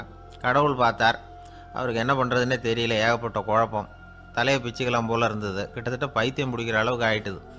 எல்லாருடைய ஆசைகளையும் அவரால் நிறைவேற்ற முடியல, ஏன்னா ஒன்றுக்கு ஒன்று முரண்பாடாக இருந்தது. ஒரு நாள் தன்னுடைய அமைச்சரவையை கூட்டி ஆலோசனை கேட்டார், என்ன செய்யலான்னு சொல்லுங்கன்னார். இது என்ன பிரமாதம், பேசாமல் இமயமலை அடிவாரத்தில் போய் உட்காந்துங்க, யாரும் தொந்தரவு பண்ண மாட்டாங்கன்னாங்க. அங்கேயும் மனிதர்கள் வர ஆரம்பிச்சுருவாங்களேன்னார் கடவுள். சரி அப்படின்னா சந்திரனில் போயிருந்துக்கலாமேன்னாங்க. அங்கேயும் மனுஷன் குடி வர போகிறான் அப்படின்னார் கடவுள். வெகு தூரத்துக்கு அப்பால் உள்ள நட்சத்திர மண்டலத்துக்கு போயிடலான்னாங்க. இதெல்லாம் நிரந்தர தீர்வாகாது, நிரந்தரமாக இந்த மனிதனுடைய தொல்லையிலேருந்து நான் விடுபடணும், அதுக்கு ஏதாவது வழி சொல்லுங்கன்னார் கடவுள். ஒரு வயசான ஆள் வந்தார், கடவுளுக்கு காதோட காதாக ஒரு வழியை சொன்னார். கடவுளுக்கு முகம் மலர்ந்தது, அதுதான் சரி, அப்படியே செஞ்சுடலான்னார். அந்த ஆள் சொன்ன ரகசியம் என்ன தெரியுமா, மனிதனால் அடைய முடியாத ஒரு இடம் இருக்குது, அது வேறு எங்கேயும் இல்லை, அவனுக்கு உள்ளே இருக்குது, அங்கே போய் மறைஞ்சிங்க, அதுக்கப்புறம் மனிதர்களால் உங்களுக்கு தொந்தரவு இருக்காதுன்னார். மனிதன் நினைக்காத இடம் அதுதான். அதாவது உள்ளுக்குள்ளே இருக்கிற உண்மையை புரிஞ்சிக்காம வெளியில் எங்கேயோ அது இருக்கிறதாக நினச்சி வரட்டிக்கிட்டு அலையிறான் மனுஷன். உள்ளே இருக்கிற உண்மை புரிஞ்சா நாம் தன்னம்பிக்கையோடு தலை நிமிர்ந்து வாழலாம். வேடிக்கையாக ஒரு கதை சொல்லுவாங்க, இதை பாருங்கள், நம்ம பையன் எங்கே பணம் வச்சாலும் எடுத்து விடுறான், என்ன பண்ணுறதுன்னாங்க அம்மா. அப்பா கொஞ்சம் நேரம் யோசனை பண்ணார், அதுக்கப்புறம் சொன்னார், அவன் கண்ணில் படாத இடமா, நம்ம வீட்டில் இருக்கிறது ஒரே இடம் தான், அங்கே பணத்தை வை திருட்டு போகாதுன்னார். அது எந்த இடம்னு கேட்டாங்க. அதுதான் அவன் பாட புஸ்தகம், அதில் வச்சிரு, அவன் தொடவே மாட்டான், பாட புத்தகத்தை தொடாமல் பரீட்சையில் வெற்றி பெற முடியாது அப்படிங்கிறத புரிஞ்சுக்கணும். உள்ளே இருக்கிற உண்மையை தொடாமல் வாழ்க்கையில் வெற்றி பெற முடியாது. அதனால் உண்மையை புரிஞ்சுக்கிட்டால் வாழ்க்கையில் வெற்றி நிச்சயம். அவனுக்கு வயசாயிட்டுது. இந்த கவலை பயம் எல்லாமும் அதிகமாயிட்டுது. மரண பயம், ராத்திரியில் சரியாக தூங்க முடியல, இப்படி ஆயிட்டுது நிலைமை. அந்த அரசன் ஏற்கனவே எப்படின்னா போர்க்களங்களில் எத்தனையோ பேரை ஓட ஓட விரட்டியிருக்கிறான்.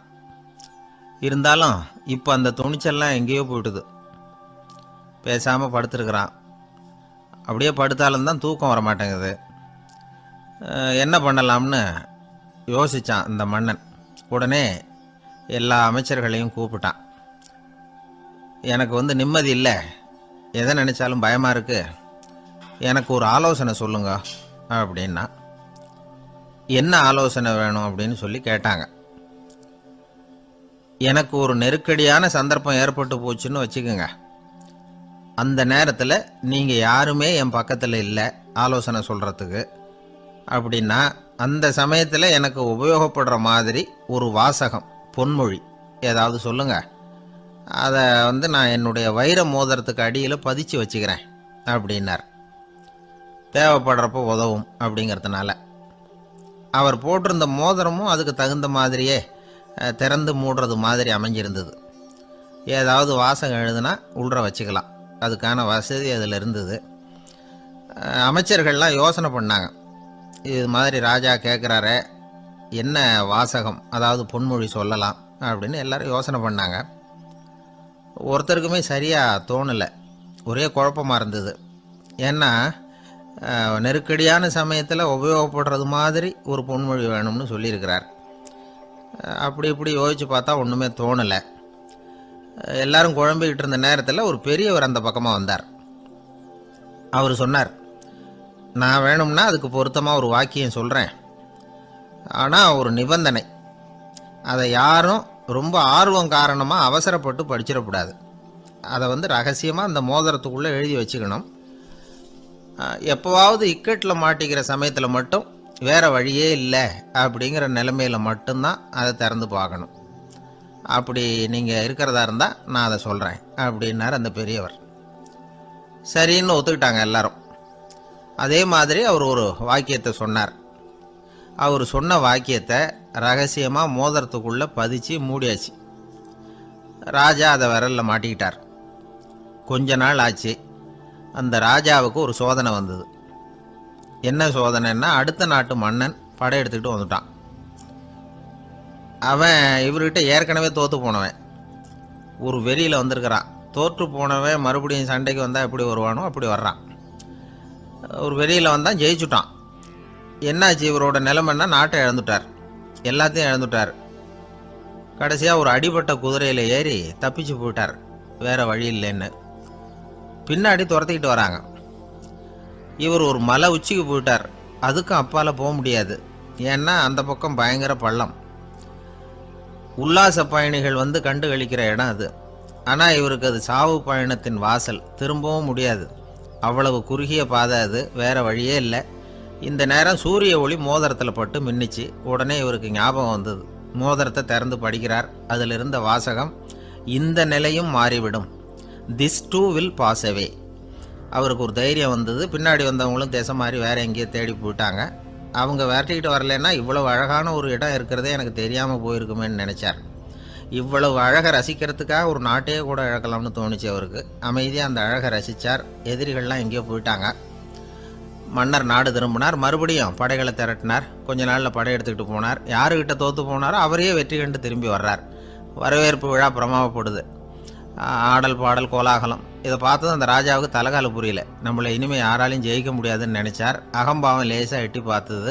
இப்போ மறுபடியும் சூரிய ஒளிப்பட்டு மோதிரம் மின்னிச்சு. அதை திறந்து மறுபடியும் படிக்கிறார். இந்த நிலைமையும் மாறிவிடும், this too will pass away. அவ்வளவுதான். அவர் மனசு அடங்க ஆரம்பிச்சுட்டுது, ஆணவம் போயிட்டுது. இதிலேருந்து நாம் தெரிஞ்சுக்க வேண்டியது என்னென்னா, எந்த சூழ்நிலையிலையும் நாம் கவலைப்பட வேண்டியதில்லை. ஏன்னா இங்கே எதுவுமே நிரந்தரம் இல்லை. அந்த ராஜா மாதிரியே நம்ம ஆள் ஒருத்தன் ஒரு மோதிரம் போட்டிருந்தான், அதுக்குள்ளே அவன் எழுதி வச்சுருந்த வாசகம், எதுக்கும் கவலைப்படாதே அப்படிங்கிறது தான். ஒரு நாள் பயங்கரமான கவலையோடு உட்காந்துருந்தான். பக்கத்தில் இருந்தவங்க சொன்னாங்க, இது மாதிரி சந்தர்ப்பத்தில் தான் நீ உன் மோதிரத்தை திறந்து பார்க்கணும்னாங்க. இவனுக்கு கவலையோடு எரிச்சலும் சேர்ந்துக்கிட்டது. அது எப்படி முடியும், இப்போ திருட்டு போனது என்னோட அந்த மோதிரம் தானே அப்படின்னு சொல்லிவிட்டு தலையில் கை வச்சுட்டு உட்காந்துட்டான். இப்படிலாம் சொல்கிறது உண்டு. இருந்தாலும் நாம் எந்த சூழ்நிலையிலையும் கவலைப்பட வேண்டியதில்லை அப்படிங்கிற உண்மையை புரிஞ்சுக்கணும். அப்படி கவலையை வெல்றதுக்கான வழி தெரிஞ்சுட்டதுன்னா வாழ்க்கையில் வெற்றி நிச்சயம். உங்கள் பையன் எப்படி சார் இருக்கான் அப்படின்னு விசாரித்தார் ஒருத்தர். அவன் என்ன சார், எதை சொன்னாலும் காதில் வாங்க மாட்டேங்கிறான், அவன் பாட்டுக்கு போகிறான் வர்றான் அப்படின்னு சொல்லி அழுத்துக்கிட்டார் அப்பா. பெரியவங்க சொல்கிறத சின்ன பிள்ளைங்க கேட்கறது இல்லைங்கிறது ஒரு குறை. பெரியவங்க சொல்கிறது சின்ன பிள்ளைங்க காதிலேயே விழறது இல்லைங்கிறது ஒரு குறை. இது கொஞ்சம் சீரியஸான விஷயம், கவனித்து பார்க்கணும். ஒரு குழந்தைக்கு காது சரியாக கேட்குதா இல்லையா அப்படிங்கிறத நாம் தான் கவனித்து பார்த்து கண்டுபிடிக்கணும். அதுவாக நம்மக்கிட்ட தவழ்ந்து அப்பா எனக்கு காது கேட்கல, அழைச்சிட்டு போங்க டாக்டர்கிட்ட அப்படின்னுலாம் சொல்லிகிட்டு இருக்காது. அது சரி, ஒரு குழந்தைக்கு காது சரிவர கேட்குதா இல்லையா அப்படிங்கிறத முன்கூட்டியே நாம் தெரிஞ்சுக்கிறது எப்படி? அதுக்கு சில வழி இருக்குது. உங்கள் குழந்தைய கொஞ்சம் அப்படி கவனித்து பாருங்கள். அடிக்கடி ஜலதோஷம், காதில் அரிப்பு ஏற்படுதா, மூக்கு விரிவாகவும் அப்புறம் டான்சில், அடினாய்டு, சத அழற்சி இது மாதிரி ஏதாவது இருக்கா, வாயிலிருந்து எச்சில் ஒழுகுதா, குழந்தை வாயினால் சுவாசிக்குதா, பற்கள் முன்னாடி தள்ளி வளருதா, இதெல்லாம் அதுக்கு அறிகுறி. அப்புறம் இந்த VBDF TH இப்படி இந்த ஒலிகள் சேர்ந்த வார்த்தைகளை குழந்தை சரியாக புரிஞ்சுக்காது. இப்போ உதாரணத்துக்கு பட்டுன்னு சொல்லு குழந்தை அப்படின்னீங்கன்னா அது கட்டுன்னு சொல்லும். அதாவது பட்டு சவுண்டை அதால் புரிஞ்சுக்க முடியல. அப்புறம் உங்கள் குழந்தை உங்களை உறக்க பேச சொல்கிறானா, அடிக்கடி கேள்வி கேட்குறானா, சாப்பிட்றப்போ கவனம் இல்லாமல் இருக்கானா, படிப்பில் போதுமான முன்னேற்றம் இல்லையா, வகுப்பில் சரியாக கவனிக்கிறது இல்லையா, இப்படிலாம் இருந்தால் ஆரம்பத்திலேயே டாக்டர்கிட்ட அழைச்சிட்டு போய் சிகிச்சையை ஆரம்பிச்சுடலாம், குணப்படுத்திவிடலாம். குழந்தைக்கு காது சரியாக கேட்கலன்னா நீங்கள் செய்ய வேண்டியது என்ன தெரியுமா? அவனுக்கு காது கேட்கலேங்கிறதுக்காக அவன் முன்னாடி சத்தம் போட்டு பேசக்கூடாது. மெதுவாக சீராக பேசணும், அவனை பார்த்து பேசணும். உங்கள் உதட்டு அசைவுகள் அவனுக்கு உதவும், அதை பார்த்தே புரிஞ்சுக்குவான். நீங்கள் வாயில் வெத்தலை பாக்கு போட்டுக்கிட்டோ புகை பிடிச்சிக்கிட்டோ பேசக்கூடாது. அப்படி பேசினா அவனால் அந்த உச்சரிப்பை சரியாக புரிஞ்சுக்க முடியாது. ஒரு வார்த்தையை சொல்கிறீங்க, அவனுக்கு புரியல அப்படின்னா அதே வார்த்தையை மறுபடியும் சொல்லணும். அவனுக்கு நீங்கள் முதல்ல சொன்ன வார்த்தை புரியலேன்னு நினச்சிக்கிட்டு மறுபடியும் திருப்பி சொல்கிறப்போ அதே அர்த்தம் வரக்கூடிய வேற வார்த்தையை சொல்லக்கூடாது. இப்படிலாம் நடந்துக்கிட்டா அவனுக்கு மன திடத்தை ஏற்படுத்த முடியும். இல்லைன்னா அவனுக்கு தாழ்வு மனப்பான்மை வந்துடும். குழந்தைக்கு காது கோளாறுன்னா ஆரம்பத்திலேயே டாக்டர்கிட்ட அழைச்சிட்டு போனால் போதும், குணப்படுத்தி விடலாம். அப்புறம் பார்த்துக்கலாமே அப்படின்னு அலட்சியமாக இருந்துட்டாதான் கஷ்டம். சில பேர் கோபத்தில் சின்ன பிள்ளைங்க காதை பிடிச்சி திருகிறது உண்டு. இது ரொம்ப தப்பு. காது கையோடு வந்துட்டா என்ன பண்ணுறது? ஒரு வேடிக்கை கதை, அது கதை தான், நிஜமாக நடந்ததில்லை, அது மாதிரி நடக்காது. ஒரு வேடிக்கைக்காக சொல்லப்படுற கதை. அதாவது ஒரு வீட்டில் அப்பா அம்மாவை பார்த்து சொல்லிகிட்டு இருக்கார், இதை பாரு, நாளைக்கு காலையில் என்னை சீக்கிரம் எழுப்பி விட்டுரு, நான் செங்கல்பட்டு வரைக்கும் போயிட்டு வர வேண்டியிருக்கு அப்படின்னாராம். இதை அவங்க பையன் காதில் வாங்கிட்டு இருக்கான். அப்பாவுக்கு சிரமம் வேண்டாமே அப்படின்னு நினச்சி அவனே காலையில் யாருக்கும் தெரியாமல் எழுந்திரிச்சு புறப்பட்டு செங்கல்பட்டு போட்டான். சாயந்தரமாக திரும்பி வந்தான். அப்பா பையனை காணாமல் அலமோதிக்கிட்டு இருக்கிறார். சாயந்தரமாக பையனை பார்த்ததும் எங்கடா போயிட்டு வந்தேன்னு கேட்டார் கோவமா. செங்கல்பட்டுக்கு போயிட்டு வந்தேப்பா, நீ வீணா அலைய வேண்டாமேன்னு அப்படின்னா. எதுக்கடா போனேன்னு அதட்டினார். அதான்ப்பா, நீ நேற்று அம்மா கிட்ட சொல்லிக்கிட்டு இருந்த, அதை காதில் வாங்கினேன், உனக்காக நான் போயிட்டு வந்தேன் அப்படின்னா. உடனே எந்த காதில் வாங்கினேன் அப்படின்னு சொல்லி காதை பிடிச்சி திருகுனார். அந்த காது கையோடு வந்துட்டுது. இது நடந்து கொஞ்ச நாள் கழித்து அந்த அப்பாவும் பையனும் கடத்தெருவில் போயிட்டு இருக்கிறாங்க. எதிரில் ஒரு நாய் ஓடி வந்தது. அதுக்கு 2 காதும் இல்லை. என்ன இது, இந்த நாய்க்குட்டிக்கு 2 காதும் இல்லை அப்படின்னார் அப்பா. அதுக்கு பையன் சொல்கிறான், அப்பா அது 2 தடவை செங்கல்பட்டுக்கு போயிட்டு வந்திருக்கோம் அப்படின்னானா. ஒரே ஒரு ஊரில் ஒரு அம்மா இருந்தாங்க. அந்த அம்மாவுக்கு ஒரே ஒரு பிள்ளையாண்டான். அவனுக்கு ரொம்ப அக்கறையோடு கல்யாணம் பண்ணி வச்சாங்க. கல்யாணம் முடிஞ்சதும் மருமக பொண்ணு வீட்டுக்கு வந்து சேர்ந்தது. அப்பாடா, என் கடமை முடிஞ்சது, இனிமே அக்கடான்னு எங்கேயாவது ஒரு மூலையில் படுத்து கிடக்கலாம் அப்படின்னு நினச்சாங்க அந்த அம்மா. ஆனால் நினைக்கிறபடி எங்கே நடக்குது? அதுக்கப்புறம் தான் பிரச்சனையே ஆரம்பமாச்சு. மருமகள் குணம் சரியில்லை, ஒரு மாதிரி. அந்த பொண்ணு வீட்டுக்கு வந்ததுமே முதல் வேலையாக மாமியாரை பார்த்து, அதுதான் நான் வந்துட்டேன்ல, இனிமேல் உங்களுக்கு என்ன வேலைங்க, புறப்பட வேண்டியது தானே, காசி ராமேஸ்வரம்னு எங்கேயாவது போங்க அப்படின்னுட்டு தான். மாமியாரை பார்த்தாங்க, கொஞ்சம் யோசனை பண்ணாங்க. இந்த பாருமா, நீ இப்படி சொல்கிறதுக்கு முன்னாடியே வீட்டை விட்டு புறப்படணுங்கிற முடிவுக்கு நான் வந்துட்டேன். வீட்டை மட்டும் இல்லை, இந்த உலகத்தை விட்டே கூட போகிறதுக்கு தயாராக இருக்கிறேன். ஆனால் ஒரே ஒரு விஷயத்துக்காக என் உயிரை கையில் பிடிச்சிக்கிட்டு இருக்கிறேன் அப்படின்னாங்களாம். என்ன விஷயம்னு கேட்டது இந்த மருமக பொண்ணு. வேற ஒன்றும் இல்லை, என் பிள்ளைக்கு கல்யாணம் பண்ணி வச்சுட்டேன். ஒரு பேர புள்ள பிறந்து அதை என் கண்ணால் பார்த்துட்டேன்னா நான் எங்கே வேணும்னாலும் போகிறதுக்கு தயாராக இருக்கிறேன் அப்படின்னாங்களாம் அந்த மாமியார். மாமியார் இப்படி சொல்கிறதுலேயும் நியாயம் இருக்கிறதாக பட்டுது அந்த பொண்ணுக்கு. சரி, அப்படியே இருந்து பார்த்துட்டு போகலாம் அப்படின்னு அனுமதி கொடுத்தது. கொஞ்ச காலத்தில் ஒரு பேரன் பிறந்தான். அந்த அம்மாவும் பேரனை கண்ணால் பார்த்துட்டாங்க. சரி, பேரனை பார்த்தாச்சுல்ல, இனிமேல் புறப்பட வேண்டியது தானே அப்படின்னது மருமக பொண்ணு. மாமியார் பார்த்தாங்க, நீ சொல்கிறது சரிதாம்மா, அதில் ஒன்றும் தப்பு இல்லை. என்னோட பேரன் உங்களை அம்மா அப்பான்னு கூப்பிடுறதை என் காது குளிர கேட்டுட்டு போயிடுறேனே அப்படின்னாங்களாம். சரி, அந்த ஆசையை நிறைவேறட்டும் அப்படின்னு காத்துக்கிட்டு இருந்தாங்க. பேரன் வளர்ந்தான், நடந்தான், பள்ளிக்கூடம் போனால் பெரியவனானான். மருமக பொண்ணு மறுபடியும் மாமியாரை விரட்ட ஆரம்பிச்சுட்டுது, இன்னும் புறப்புள்ளையான்னு. இதை பாருமா, இது வரைக்கும் இருந்துட்டேன்.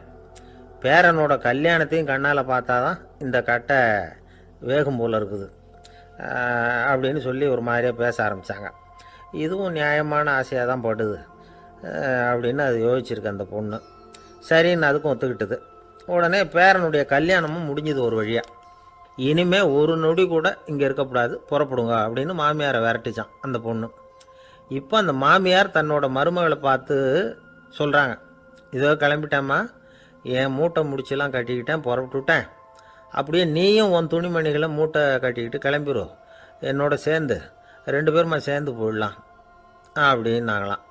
அந்த பொண்ணு முழிக்குது. முழிக்காதே, உனக்கும் ஒரு மருமக வந்துட்டா, இனிமேல் நீயும் ஒரு மாமியார் தானே, உனக்கும் இனிமேல் இங்கே வேலை இல்லை, புறப்படு அப்படின்னாங்களாம். அப்போ தான் அந்த பொண்ணு சிந்திக்க ஆரம்பிச்சுதான், தன்னோட தவறு புரிஞ்சுதான். இந்த தகவலை கேட்டுக்கிட்டு இருக்கிற மருமகள்லாம் இதை பற்றி கொஞ்சம் யோசித்து பார்க்கணுங்கிறதுக்காகத்தான் இதை சொல்கிறோம் மாமியார்கள் சார்பாக. கொஞ்ச நாளைக்கு முன்னாடி ஒரு பொண்ணை பார்த்து பேசுகிற சந்தர்ப்பம் கிடைச்சிது ஒரு கல்யாண வீட்டில். அந்த பொண்ணு சொல்லிச்சு, சார் எனக்கு கல்யாணம் ஆகி 15 வருஷம் ஆகுது, நான் மாமியார்கிட்ட சண்டை போட்டதே இல்லை அப்படின்னு ரொம்ப அடக்கமாக சொல்லிச்சு. அது எப்படிம்மா சாத்தியமாச்சுன்னு கேட்டோம். எனக்கு கல்யாணம் ஆகி 15 வருஷம்தான் ஆச்சு, ஆனால் என் மாமியார் செத்து போய் 20 வருஷத்துக்கு மேலே ஆயிட்டுது அப்படின்னுது. லோகமானிய பாலகங்காதர திலகர் இருந்தார்ல, அவருக்கு 15 வயசுலேயே கல்யாணம் நடந்துதான். மனைவி பேர் தபிபாய், ரொம்ப பெரிய குடும்பத்து பொண்ணு, நல்ல குணம். அவங்க குடும்பம் நடத்திக்கிட்டு இருக்கிறாங்க. அந்த காலத்தில் திருடர்கள் பயம் அதிகம். இந்த காலத்தில் மட்டும் என்னன்னு கேட்குறீங்களா? நீங்கள் கேட்குறது நியாயம்தான். இருந்தாலும் இந்த காலத்து திருடனுக்கும் அந்த காலத்து திருடனுக்கும் ஒரு முக்கியமான வித்தியாசம் உண்டு. அதாவது அந்த காலத்து திருடன்லாம் நியாயம் அநியாயம் பார்க்குறது உண்டு, இந்த காலத்தில் அப்படி பார்க்குறது இல்லை. அந்த காலத்தில் திருட வர்றவங்கள்ட்ட கூட ஒரு தார்மீக உணர்வு உண்டாம். அதாவது அப்போ உள்ள கொள்ளைக்காரங்க எதை களவாடினாலும் சரி, அரிசியை மட்டும் களவாடுறது இல்லையா, அப்படி ஒரு கொள்கை. அதனால் பாருங்கள், அந்த காலத்து பெண்கள் நகை நட்டுகளை பத்திரமா வைக்கணும்னா பெட்டியில் வைக்கிறதில்ல, அரிசி பானையில் போட்டு வச்சு விடுறது. இப்போல்லாம் பேங்க்கில் சேஃப்டி லாக்கர்னு இருக்குல்ல, அது மாதிரி அந்த காலத்தில் சேஃப்டி லாக்கருங்கிறது அரிசி பானை. வளையல், மூக்குத்தி, தோடு இப்படி எதுவாக இருந்தாலும் அதில் போட்டு பத்திரமா வச்சுருவாங்க. திருடன் அரிசி பானை பக்கம் போகிறதில்ல. ஏன்னா சாப்பிட்ற விஷயத்தில் கை வைக்கக்கூடாது, அது பாவம் அப்படின்னு அவன் நினைக்கிறான். திலகரோட மனைவி தபிபாயும் அதே மாதிரி தன்னுடைய ஆபரணங்களை ஒரு அரிசி பானைக்குள்ளே போட்டு மூடி வச்சுருந்தாங்களாம். இப்படி இருந்தப்போ ஒரு நாள் ஒரு பிச்சைக்கார பொண்ணு வீடு வீடாக பிச்சை கேட்டுக்கிட்டே வந்திருக்குது. திலகர் வீட்டுக்கும் தர்மம் போடுங்க தாயே அப்படின்னு தான் அந்த பொண்ணு. அந்த அம்மா தபிபாய் காதில் இது விழுந்திருக்கு. உடனே கை நிறைய அரிசி அள்ளிக்கிட்டு போட்டிருக்கு.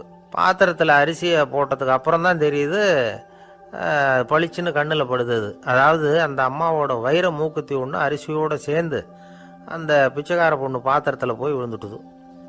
இந்த அம்மாவுக்கு மனசுக்குள்ளே குழப்பம், என்ன இப்படி ஆகிட்டுதே, மூக்குத்தி போயிட்டுதே, பிச்சை பாத்திரத்துலேருந்து அதை எப்படி எடுக்கிறது அப்படின்னு தயக்கம். வாயை திறந்து அதை கேட்கறதுக்கும் கூச்சம். திண்ணையில் உட்கார்ந்திருந்த திலகர் இவ்வளவையும் பார்த்துக்கிட்டு இருக்கிறார். மனைவியின் மனசுக்குள்ள நடக்கிற மௌன போராட்டத்தை அவர் நல்லா புரிஞ்சுக்கிட்டாராம். மனைவியை பார்த்து சொன்னாராம், தபீபாய், இது தெய்வ சம்மதம். அவளுக்கு சேர வேண்டிய மூக்குத்தி அவகிட்ட போயிட்டுது. பிச்சை பாத்திரத்தில் விழுந்த மூக்குத்தியை எடுக்க வேணாம் அப்படின்னாராம். சரின்னு சொல்லிவிட்டு மேற்கொண்டு எதுவும் சொல்லாமல் அந்த அம்மா வீட்டுக்குள்ளே போயிட்டாங்களாம். இந்த காலத்துலலாம் அது மாதிரி நடக்குமா? வெறும் அரிசியை போட்டுட்டு விவகாரம் பண்ணிட்டு இருக்க மாட்டோமா? ஒரு பெரிய மனுஷன் வீட்டுக்கு ஒரு பிச்சைக்காரன் வந்தான். ஐயா, நாங்கள் பிச்சைக்காரங்கள்லாம் சேர்ந்து ஒரு சங்கம் வச்சுருக்குறோம், அதுக்கு நிதி சேர்க்குறோம், அதுக்கு ஒரு 100 ரூபா கொடுத்தீங்கன்னா எங்களுக்கு பெரிய உதவியாக இருக்கும் அப்படின்னானா. அதெல்லாம் ஒன்றும் கொடுக்க முடியாது போ அப்படின்னாரான் அவர். அப்படின்னா ஒரு 50 ரூபாயாவது கொடுங்களேன் அப்படின்ட்டுருக்கான். அதுவும் முடியாதுன்னு சொல்லிவிட்டார். 25 ரூபா அப்படின்ட்டுருக்கான். எதுவும் முடியாது அப்படின்னாரான். சரிங்க, இவ்வளவு பெரிய வீட்டுக்கு வந்துட்டு வெறுங்கையோடு திரும்புறது நல்லா இருக்காது, அதனால சும்மா ஒரு 1 ரூபா மட்டுமாவது கொடுங்க அப்படின்ட்டுருக்கான் அவன். ஒரு பைசா கூட என்கிட்ட கிடையாது அப்படின்னு விட்டாரான் இவர். அப்படின்னா நீங்கள் ஒரு காரியம் பண்ணுங்களேன் அப்படின்னானா அவன். என்ன செய்யணும் அப்படின்ட்டுருக்கார். எங்கள் சங்கத்தில் நீங்களும் ஒரு மெம்பராக சேர்ந்துருங்க அப்படின்னானா. காஞ்சிபுரத்தில் பல்லவ ராஜா ஒரு கோவில் கட்டினார், கைலாசநாதர் கோவில். அதுக்கு கும்பாபிஷேகம் பண்ணுறதுக்கு ஒரு நாள் குறிப்பிட்டு அதுக்கு வேண்டிய ஏற்பாடுகள்லாம் பண்ணினார். முதல் காரியமாக கடவுளை வேண்டிக்கிட்டார், நீங்கள் இந்த கும்பாபிஷேகத்துக்கு நேரில் வந்து கலந்துக்கணும்னார். கடவுள் அந்த ராஜா கனவுல வந்தார். நீ கும்பாபிஷேகம் வச்சிருக்கிற அதே நாளில் அதே நேரத்தில் எனக்கு இன்னொரு ஊரில் ஒரு கும்பாபிஷேகம் இருக்குது, அதுக்கு போக வேண்டியிருக்கு. அதாவது திருநின்ற ஊரில் என்னுடைய பக்தர் ஒருத்தர், அவரும் ஒரு கோயில் கட்டி கும்பாபிஷேகம் செய்கிறார், நான் அதுக்கு போக வேண்டியிருக்கு, அதனால் உன்னுடைய தேதியை நீ மாற்றி வச்சுக்கோ அப்படின்னார். கடவுள் தான் எங்கேயும் இருக்கிறவராச்சே, அவர் நினச்சா 2 இடத்துலையும் இருந்து கோயில் கும்பாபிஷேகத்தை நடத்த முடியாதா? ஏன் அப்படி செய்யலை? அது ஒரு முக்கியமான காரணத்துக்காகத்தான். திருநின்ற ஊரில் இருந்த பூசலாருங்கிற அந்த அடியாரின் பெருமையை இந்த உலகத்துக்கு எடுத்து காட்டணுங்கிறதுக்காகத்தான் கடவுள் அந்த ராஜா கிட்ட அப்படி சொன்னார். சரி, அந்த அடியார் அப்படி என்னதான் பெருசாக கோயில் கட்டி விட்டார்? ராஜா கட்டின கோயிலை விட பெருசா? அவர் கட்டினது கருங்கல்லாலேயோ மண்ணாலேயோ மரத்தாலேயோ இல்லை. அவர் கட்டின கோயில் வேற மாதிரி. அது மனசால கட்டின கோயில், மனசுக்குள்ளே இருக்கிற கோவில், மனக்கோவில். அந்த அடியார் தன்னோட மனசுக்குள்ள மாசக்கணக்காக ஒவ்வொரு கல்லாக சேர்த்து கட்டின கோவில். இந்த விஷயம் ராஜாவுக்கு தெரியாது. அவர் என்ன நினச்சுட்டாரு, அது நாம கட்டின கற்கோயிலை விட ரொம்ப பெருசாக இருக்கும் போல இருக்கு அப்படின்னு நினச்சிட்டார். சரி, அப்பேற்பட்ட அந்த கோயிலை தரிசனம் பண்ணிவிட்டு வருவோம் அப்படின்னு நினச்சி ராஜா திருநின்ற ஊருக்கு போகிறார். அங்கே போய் பார்த்தா கோயிலையும் காணும், ஒன்றையும் காணும். கடைசியில் பூசலார் கட்டின மனக்கோவில் தான் அதுங்கிறத அவர் புரிஞ்சுக்கிறார். உடனே அந்த அடியாரின் காலில் விழுந்து வணங்குறார். அவரோ, இது மனசால முயன்ற கோவில், இதுக்கு இத்தனை பெருமையா அப்படின்னு ஆச்சரியப்படுறார். இதில் ஆச்சரியப்படுறதுக்கு ஒன்றும் இல்லை. ஆண்டவன் விரும்புறது அகபக்தியையே தவிர புற தோற்றங்களே அல்ல. இதை நாம் புரிஞ்சுக்கிட்டோம்னா நமக்குள்ள எந்த வேறுபாடுகளும் வர்றதுக்கு வழியே இல்லை. இன்னொரு ராஜா இருந்தார். அவர் ஆண்டவனுக்கு படைக்கிறதுக்காக ஒரு தார் நல்ல செவ்வாழைப்பழமாக எடுத்துக்கிட்டு போகணும்னு நினச்சார். அதனால் முத நாளே அதை வாங்கிட்டு வர சொன்னார் வேலைக்காரங்கிட்ட. வேலைக்காரன் போனால் கடைத்தெருவில் ஒரு தார் பழம் வாங்கினான். வர்ற வழியில் அவன் குடிசை. அப்படியே எட்டி பார்த்துட்டு போவோமேன்னு நினச்சான். போனான். அங்கே இவனோட குழந்தை பாவம் பசியால் கத்திக்கிட்டு இருக்கு. இவன் பார்த்தான், இவ்வளவு பெரிய தாரில் ஒரு 2 பழம் எடுத்தா தெரியவா போகுது அப்படின்னு நினச்சி ஒரு 2 பழத்தை பிச்சு அந்த குழந்தைகிட்ட கொடுத்தான். அதை வாங்கி வயிறார சாப்பிட்டுது. பசி அடங்குச்சு, விளையாட போட்டுது. இவன் அதுக்கப்புறம் வாழைப்பழத்தை எடுத்துக்கிட்டு அரண்மனைக்கு வந்தான். 2 பழம் பிச்சிருக்கிறது ராஜாவுக்கு தெரிஞ்சு போச்சு. இவன் உண்மையை சொல்லிவிட்டான். உடனே ராஜா, கடவுளுக்கு படைக்க வேண்டிய பொருளை குழந்தை எச்சில் பண்ண விட்டுருக்கியே அப்படின்னு சொல்லி அவனை கட்டி வச்சு சாட்டையால் அடித்தார் பாவம். மறுநாள் பழத்தை கோயிலுக்கு எடுத்துகிட்டு போனார். கடவுள் முன்னாடி வச்சார். கடவுள் கண்ணை திறந்து பார்த்தார், பழம்லாம் அழுகி இருக்குது. என்ன இது அழுகி போன பழம் அப்படின்னார். ராஜா முழிச்சார். நல்லா தானே இருந்தது அப்படின்னு நினச்சார்.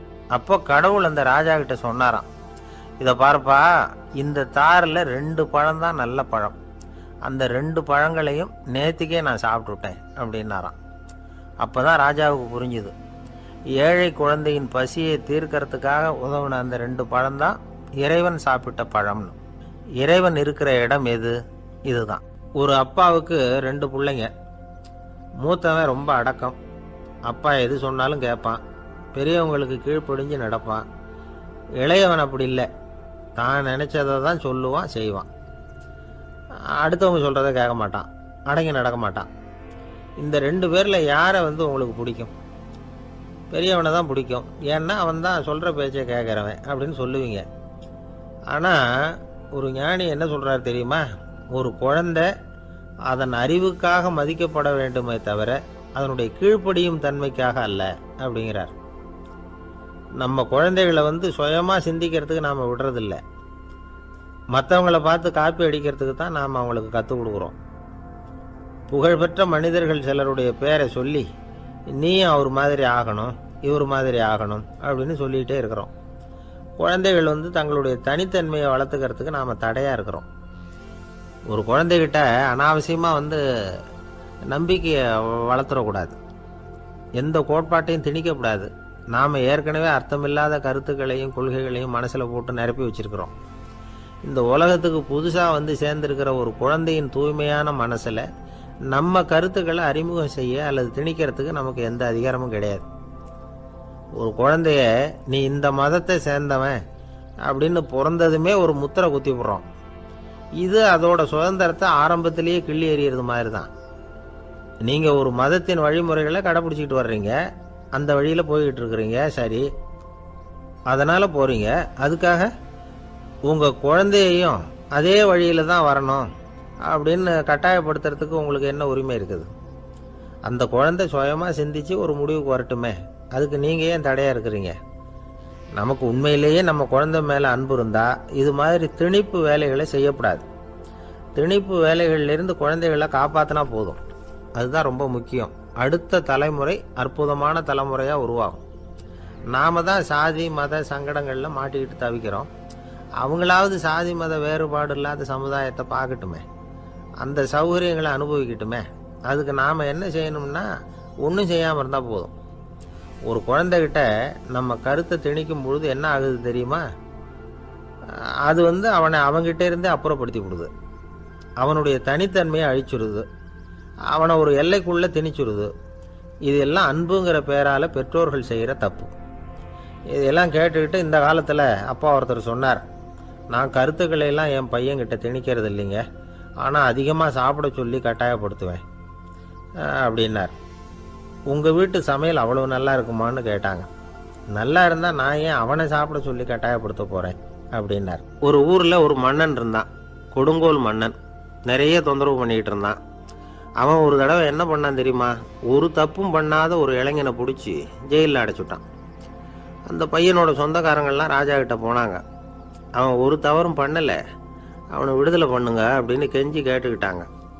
மன்னன் யோசனை பண்ணான். அந்த இளைஞனை கூப்பிட்டுக்கிட்டு வர சொன்னான். அவனை கொண்டாந்து ராஜா முன்னாடி நிறுத்தினாங்க. இதை பாருப்பா, உன்னை நான் விடுதலை பண்ணுவேன், ஆனால் ஒரு கண்டிஷன். அந்த நிபந்தனையை நீ நிறைவேற்றினா உனக்கு விடுதலை அப்படின்னா மன்னன். சரின்னு ஒத்துக்கிட்டான் பையன். மன்னன் கண்டிஷன் என்னங்கிறத சொன்னான். உங்ககிட்ட ஒரு செம்மறி ஆட்டை கொடுக்க போகிறேன், 1 மாதத்துக்கு அதுக்கு தேவையான தீனியையும் கொடுக்க போகிறேன். 1 மாதம் கழித்து அந்த ஆட்டை எடை போட்டு பார்ப்பேன். அந்த ஆட்டின் எடை கொஞ்சம் கூட கூடி இருக்கக்கூடாது. எடை கூடி இருந்தால் உனக்கு விடுதலை கிடையாது. என்ன சொல்கிற அப்படின்னா. பையனுக்கு ஒன்றும் புரியல, பயமாக போட்டுது. குழம்பிக்கிட்டே நின்றுக்கிட்டு இருக்கிறான். சரி, 1 நாள் டைம் தரேன், நல்லா யோசனை பண்ணி பார்த்துட்டு நாளைக்கு உன் முடிவை சொல்லு அப்படின்னா மன்னன். பையன் கவலையோடு வெளியில் வந்தான். அங்கே ஒரு பெரியவர் நின்றுக்கிட்டு இருந்தார். அவர்கிட்ட விஷயத்தை சொன்னான். அந்த பெரியவர் இந்த பையனுக்கு காதோட காதாக ஒரு வழியை சொல்லி கொடுத்தார். அதை கேட்டதும் பையன் மறுபடியும் மன்னன் முன்னாடி நின்னா, உங்கள் நிபந்தனையை ஏற்றுக்கிறேன்னு சொன்னான். மன்னன் ஒரு ஆட்டுக்குட்டியையும் அதுக்கு 1 மாதத்துக்கு தேவைப்படுற தீவனத்தையும் கொடுக்கும்படியாக உத்தரவு போட்டான். கொடுத்தாங்க, ஓடிட்டு போயிட்டான். 1 மாதம் தினமும் தவறாமல் அந்த தீவனத்தை ஆட்டுக்குட்டிக்கு போட்டுக்கிட்டு இருக்கிறான். 1 மாதம் கழித்து அந்த ஆட்டை அரண்மனைக்கு ஓட்டிகிட்டு போனான். மன்னன் அதை எடை போட்டு பார்க்குறான், எடை கூடவே இல்லை, அப்படியே தான் இருக்குது. உடனே போட்ட நிபந்தனைப்படி அந்த இளைஞனை விடுதலை பண்ணிவிட்டான். சரி, ஆட்டுக்கு எடை கூடாமல் இருக்கிறதுக்கு அந்த பெரியவர் சொல்லி கொடுத்த யோசனை என்ன அப்படின்னா, அது வேற ஒன்றும் இல்லை. அந்த ஆட்டுக்கு எதிரில் அது கண்ணில் படுற மாதிரி ஒரு ஓநாயை கட்டி போட சொன்னார். அவ்வளவுதான். ஆட்டுக்கு ஓநாய்ங்கிறது பிறவி பகை. ஓநாயை பார்த்தா ஆடு நடுங்க ஆரம்பிச்சிரும், அவ்வளவு பயம். தினமும் அந்த ஆடு பயந்துக்கிட்டே தீனி சாப்பிட்டுது, எடை கூடல. அதுதான் ரகசியம். இது சின்ன பிள்ளைங்களுக்கான ஒரு கதை. இதிலேருந்து தெரிஞ்சுக்க வேண்டிய உண்மை என்னென்னா, நாமெல்லாம் சாப்பிட்றப்போ மனசும் உடம்பும் அமைதியாக இருக்கணும். அப்போ தான் அது உடம்புல ஒட்டும். அவசரத்துலேயும் பயத்துலேயும் சாப்பிட்டா அது சரியாக ஜீரணமாகாது. இன்னொரு ராஜா இருந்தார். அவரும் ஒரு இளைஞனை ஜெயிலில் அடைச்சி விட்டார். விடுதலை பண்ணணும்னா ஒரு கண்டிஷன்னார். என்னன்னு கேட்டான். ஒரு ஆட்டுக்குட்டியை அவன் முன்னாடி கொண்டாந்து நிறுத்துவேன். நீ அதுக்கிட்ட ஒரு கேள்வி கேட்கணும். அதுக்கு சரியான பதிலை சொல்லணும். அப்படி செஞ்சுட்டா உனக்கு விடுதலைன்னார். இளைஞன் யோசனை பண்ணி பார்த்தான். சரின்னு ஒத்துக்கிட்டான். அது பிரகாரமே ஆட்டுக்குட்டியை பதில் சொல்ல வச்சுட்டான். என்ன நடந்தது தெரியுமா? ஆட்டுக்குட்டியை கொண்டாந்து நிறுத்தினாங்க.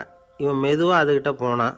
அது காதுகிட்ட போய் ஏப்ரலுக்கு அடுத்த மாதம் என்ன மாதம்னு கேட்டான். அது உடனே மேன்னு கத்திச்சு. இவன் விடுதலை ஆகிட்டான். ஒரு நாள் ராமர் அரசவையில் உட்காந்துருக்கிறார். ராமராஜ்யம் நடந்துக்கிட்டு இருந்த நேரம்.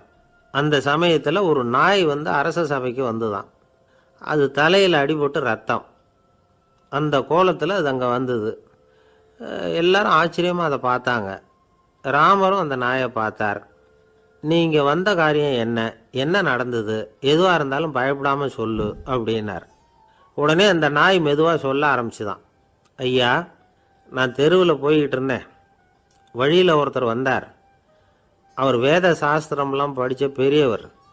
அவர் எந்த காரணமும் இல்லாமல் அவர் கையில் வச்சுருந்த குச்சியால் என் தலையில் அடிச்சுட்டார். அதுதான் தலையில் ரத்தம். இதை நீங்கள் விசாரித்து தகுந்த தீர்ப்பு வழங்கணும் அப்படின்னு தான் அந்த நாய். ராமர் பார்த்தார். உடனே தன்னுடைய காவலர்களை அனுப்புனார். அந்த ஆளை எங்கே இருந்தாலும் போய் கொண்டுகிட்டு வாங்க அப்படின்னு விட்டார். காவலர்கள் போனாங்க. அந்த ஆளை பிடிச்சி கொண்டு வந்துட்டாங்க. அரண்மனைக்கு வா அப்படின்னு சொல்லி கூப்பிட்டுட்டு வந்துட்டாங்க. என்ன நடந்ததுன்னு விசாரித்தார் ராமர். அதுக்கு அந்த ஆள் சொன்னார். நான் வீதி வழியாக வந்துக்கிட்டு இருந்தேன். குறுக்க இந்த நாய் வந்தது. நான் அவசரமாக போய்கிட்டு இருந்தேன். இது எனக்கு வழி விடாமல் குறுக்க பூந்து இடைஞ்சல் பண்ணிச்சு. எனக்கு கோபம் வந்துட்டுது. அதனால் அடிச்சுட்டேன். வேத சாஸ்திரம் படித்த நான் என் வசம் இழந்து கோபப்பட்டது பெரிய தப்பு தான். அதை நான் ஒத்துக்கிறேன். குற்றத்தை ஒப்புக்கொள்கிறேன். எனக்கு என்ன தண்டனை கொடுக்கணுமோ அதை கொடுங்க, ஏற்றுக்கிறேன் அப்படின்னு விட்டார். சரி, இப்போ அந்த ஆளுக்கு தண்டனை கொடுக்கணும். என்ன தண்டனை கொடுக்கறது யோசனை பண்ணார் ராமர். அதையும் அந்த நாய்கிட்டே கேட்டார். நீயே சொல்லு, என்ன தண்டனை கொடுக்கலாம் இவருக்கு அப்படின்னார். இதுக்கு அந்த நாய் என்ன சொல்லிச்சு தெரியுமா? இவரை ஏதாவது ஒரு கோயிலுக்கு தர்மகர்த்தாவாக நியமனம் பண்ணிவிடுங்க, அதுதான் இவருக்கு சரியான தண்டனை அப்படின்னுது. இதை கேட்டதும் ராமர் முகத்தில் புன்னகை. ஆனால் அங்கே இருந்த மற்றவங்களுக்கெல்லாம் ஆச்சரியம். அது எப்படி தப்பு செஞ்சவங்களுக்கு தண்டனை கொடுக்கறது தானே நியாயம், அதை விட்டுட்டு தர்மகர்த்தா பதவியை கொடுக்க சொல்லுதே இந்த நாய் அப்படிங்கிற ஆச்சரியம். இந்த சந்தேகத்தை அந்த நாய்கிட்டேயே கேட்டாங்க அங்கே இருந்தவங்க. இதுக்கு அந்த நாய் பதில் சொல்லிச்சான். நான் போன பிறவியில் ஒரு கோயிலுக்கு தர்மகர்த்தாவாக இருந்தேன். எவ்வளவோ கவனமாக எச்சரிக்கையாக தான் என்னுடைய கடமைகளெல்லாம் செஞ்சுக்கிட்டு வந்தேன். அப்படி இருந்தாலும் சில சமயங்களில் என்னையும் மீறி கோயில் செல்வத்தை நான் அனுபவிக்கிறதுக்கு காரணமாயிட்டேன். ஒரு கோவிலுக்கு தர்மகர்த்தாவாக இருக்கிறவங்க எப்படியும் இந்த பாவத்திலேருந்து தப்பிக்கிறது கஷ்டம். அதனால தான் நான் இந்த பிறவியில் நாயாக பிறந்து இப்படி கஷ்டப்படுறேன். இதே நிலைமை இந்த ஆளுக்கும் ஏற்படணும் அப்படிங்கிறதுக்காக தான் அவரையும் ஒரு கோயிலுக்கு தர்மகர்த்தாவை நியமிக்கும்படி கேட்டுக்கிட்டேன் அப்படின்னு தான் இந்த நாய். இதிலேருந்து என்ன தெரியுது? எந்த பதவியில் நாம் இருந்தாலும் நமக்கு தெரியாமல் கூட அதை தவறாக உபயோகப்படுத்தக்கூடாதுங்கிறத இதிலேருந்து புரிஞ்சுக்கணும். இல்லைன்னா அடுத்த பிறவியில் நாயாக பிறந்து எங்கேயாவது போய் வாழை ஆட்டிட்டு நிற்க வேண்டியது தான். கோவில் வாசலில் 2 நாய் பேசிக்கிட்டு இருந்து தான். போன ஜென்மத்தில் நான் மனுஷனாக தான் இருந்தேன். ஒரு கோவில் பூசாரி பேச்சை கேட்டுவிட்டு அவரோட கூட்டு சேர்ந்துக்கிட்டு ஆண்டவன் போட்டிருந்த நகையெல்லாம் அபகரித்து என்கிட்ட கொடுத்தாரு அவர். நான் எடுத்துகிட்டு வந்துட்டேன். திருடினது அந்த ஆள் தான், எடுத்துக்கிட்டு வந்தது தான் நான். இருந்தாலும் நான் மட்டும் நாயாக பிறந்துட்டேன். இப்போ மட்டும் அந்த பூசாரி என்கிட்ட மாட்டினா கடித்து குதறி விடுவேன் அப்படின்னு தான். அவசரப்பட்டு அப்படி செஞ்சுடாதே. பதிலுக்கு அவரும் உன்னை திருப்பி கடித்தாலும் கடிச்சிருவார்.